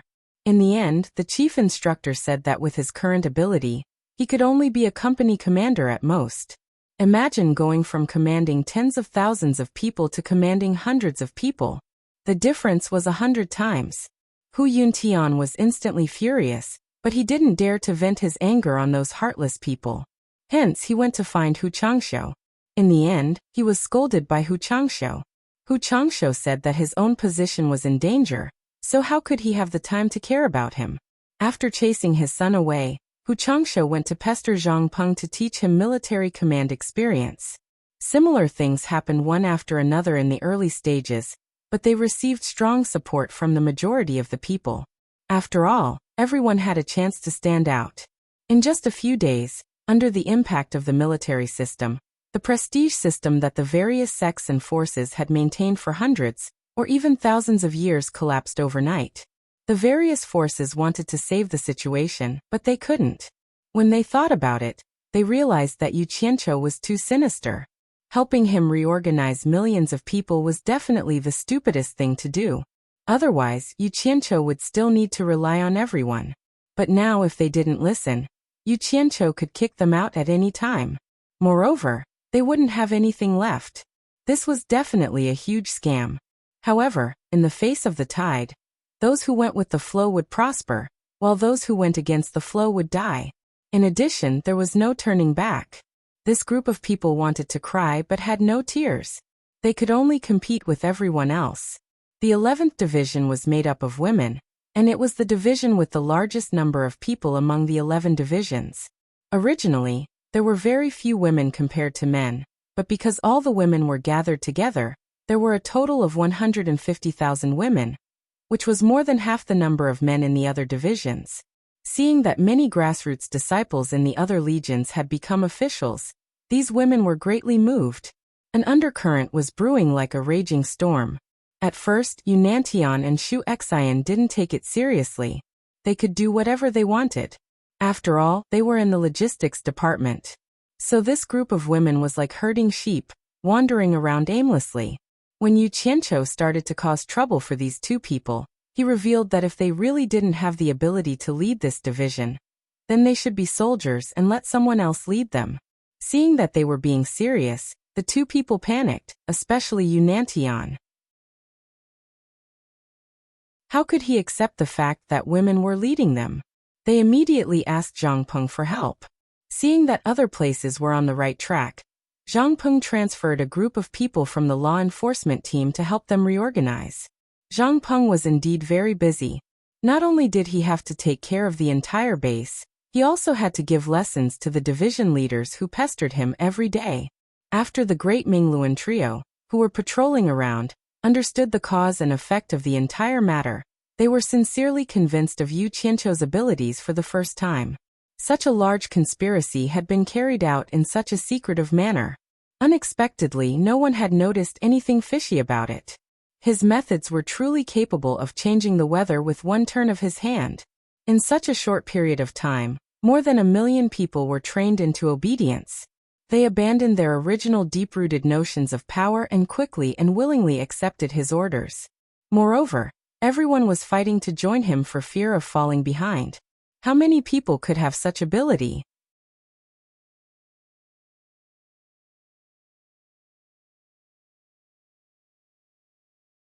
Chapter 1142. Since there were no more violations, de Mingluan and the other two didn't need to patrol around anymore. On this day, when the three of them returned to the base, they passed by Furong and the other women and heard them grumbling, blaming Yu Qianqiu for not letting them participate in such a lively event. Especially Zi. She pouted and said to the women, "You are all beauties in his harem. It's fine if he keeps you in his harem, but why doesn't he let me do this and that? It's so boring." Wei Chuanqiu, who was passing by, couldn't help but chuckle and say, "Little girl, that brat must have his reasons for doing this. Just listen to him. Otherwise hee. I've finally learned something. That brat's methods are really powerful." The women looked at him in confusion. Zi was also familiar with him, so she immediately pestered him and asked with wide eyes, "What did the big liar do this time?" You're right, he is indeed a big liar." Wei Chuanqiu immediately analyzed the things that Yu Qianqiu had done recently to the women. First, they used the invasion of the demon realm to scare the lords of the various countries. Then, they encouraged the lords to use their respective rallying powers to gather all the cultivators in one place. They raised everyone's cultivation to the immortal realm, before bringing them back. Then he used his power to lure the feudal lords and the original forces to help him straighten out the millions of people. Then he tricked the feudal lords to watch a show, and made them take the initiative to ask for more training. Only then did Yu Qianqiu set up a set of design system for the millions of people. In the end, it didn't take long for the millions of people to completely change their views on sections. Everyone didn't take their original sects and feudal lords seriously, and only wanted to stand out and climb up under his system. Thus, in a short period of time, Yu Qianqiu completely won over the millions of people under his command. So many forces collapsed in the blink of an eye, and merged into Yu Qianqiu's force. Do you guys think that brat is a big liar? Do you guys think that brat is powerful? Wei Chuanqiu walked towards the depths of the base while shaking his head and sighing. Powerful. How amazing. I've lived for so long, but this is the first time I've seen someone use such a strange method to control so many people. It's thousands of times more powerful than conquering people by force. If Jin Tai and Bai Qi had used this system in the immortal realm and the netherworld, they wouldn't have fallen to such a state. TSK. What they didn't know was that this was just their own analysis. To Yu Qianqiu, this was just going with the flow. Of course, there was no lack of scheming. However, from Yu Qianqiu's point of view, this system was just a system that had been perfected in his previous life. He had only roughly imitated it from his previous life. He had not designed it at all, and it was not as powerful and exaggerated as Wei Chuanqiu had described. Of course, it seemed to have a good effect in the short term, but as time passed, it would not be able to withstand the corrosion of human greed. Most importantly, everyone's cultivation level was about the same now, so he had only borrowed it for a while. He definitely did not think that it was as exaggerated as Wei Chuanqiu had described. However, for Furong and the others, after hearing Wei Chuanqiu's description, they felt as if they had seen a huge net that had been meticulously laid out step by step. It was like a monster that could devour the heavens and swallow 1 million people in one gulp. Just thinking about it was too terrifying. They felt that Yu Qianqiu's schemes were too frightening. Immortal Crocodile and Ji Wu looked at each other, stunned by Wei Chuanqiu's analysis. Zi watched Wei Chuanqiu leave with her mouth wide open. After a long time, she gulped and said, "Big liar. He deceived so many people at once. It's too scary." Beside her, the Allure Beauty shook her head slightly and said, "In such a chaotic world, a man should be like this. Otherwise, how can he achieve anything? This is not scary. It can only be said that his ability is something that others can't even beg for." Furong and the others also shook their heads to get rid of the terrible haze that Wei Chuanqiu had described in their minds, and then nodded in agreement with the Allure Beauty's words. It just so happened that Yu Qianqiu had straightened out the matters in the Divine Ruin realm, and the matter of arranging weapons for everyone was put on the agenda. He couldn't let so many people still use weapons from the human world to fight against the people of the demon realm. Before leaving, he called Hongqi over, and the two of them walked over while talking. The mother and daughter were crying and saying that you killed Ma Jiugu. What's going on? Yu Qianqiu asked with a frown. Hongqi did listen to him and kidnapped by Hua Fairy and Yan Zixia. But the mother and daughter acted like he was an irreconcilable enemy when they saw him. They questioned him, saying that Ma Jiugu had no grievances with him, so why didn't he let her go? Yan Zixia was even more desperate to fight with him, but her cultivation was sealed, so she couldn't hurt anyone. Then, she took the initiative to ask Ferdinand, who was guarding them, to forcibly take them away. Looking at Ferdinand's appearance, he was also quite emotional, and his expression was somewhat inexplicable, as if he was afraid that he would hurt the mother and daughter, so he volunteered to guard them. Yu Qianqiu had a lot of things to do, so he didn't pay attention to them at first, but before he left he couldn't help but call Hongqi over to ask what was going on. Hongqi smiled bitterly and said, "Master, I didn't want to. Killing people is not something to be happy about. But that old woman stayed with the mother and daughter day and night. When I took action, that old woman risked her life to protect them. I remembered that Master said that anyone who dares to stop me will be killed, so I directly killed her. Oh, right, I also killed a beautiful woman, who turned out to be a toad demon. Don't worry, Master. Nobody knows that the mother and daughter were kidnapped by us. Those who know have been killed by me, and I have also disposed of their corpses cleanly." The last sentence sounded like he was bragging. Yu Qianqiu was stunned and said, "Lan Bingxue was also killed by you?" He still wanted to find this B*TCH to settle the score with Furong one day, but he didn't expect this disciple to make the first move. It seemed that this kid had been in the gang for a long time, and he was not careless when it came to killing flowers. "Did you kill the wrong person?" Hongqi asked a little weakly. Yu Qianqiu waved his hand helplessly and said, "Forget it. So be it. You go and do your thing." He now finally understood why Ferdinand looked a little weird. He probably knew that Lan Bingxue was killed from the mother and daughter. After all, the two used to be husband and wife. No matter how big the conflict between them was, it would be a lie to say that he didn't feel anything after knowing that the person was dead. Looking at the back of Hongqi leaving, he shook his head helplessly and smiled bitterly. Just when he walked a few steps with his hands behind his back, he saw a group of women in the hall of the base looking at him strangely, as if they didn't know him. He couldn't help but be stunned and touched his face. He didn't wear a mask. He was a little stunned and said, "What's wrong with you guys?" The women shook their heads together to show that it was nothing. Ziyi looked at Hongqi, who had disappeared, and asked weakly, "Yu Qianqiu, what are you and Hongqi whispering about? Are you thinking of doing something bad again?" "Psycho." Yu Qianqiu snorted. Just when he was about to turn into the passage on the side, he suddenly stopped and stared at Ziyi for a while with deep meaning. He wondered if he should arrange for Jasper Flower Fairy to meet this woman. It would be good to have a mother to teach her how to be a woman so that she wouldn't always talk nonsense when she saw him.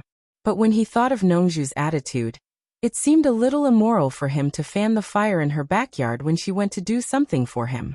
After hesitating for a while, he temporarily gave up the idea. Ziyi was stared at by his strange eyes, and then thought of Wei Chuanqiu's words. She suddenly felt creeped out. The other women also looked at each other. At this moment, Zhang Peng rushed in from outside. After bowing to his master and showing respect to the women, he reported to Yu Qianqiu, "Master, I accidentally found Shi Wenguang's son, Shi Xiaotian, in the army.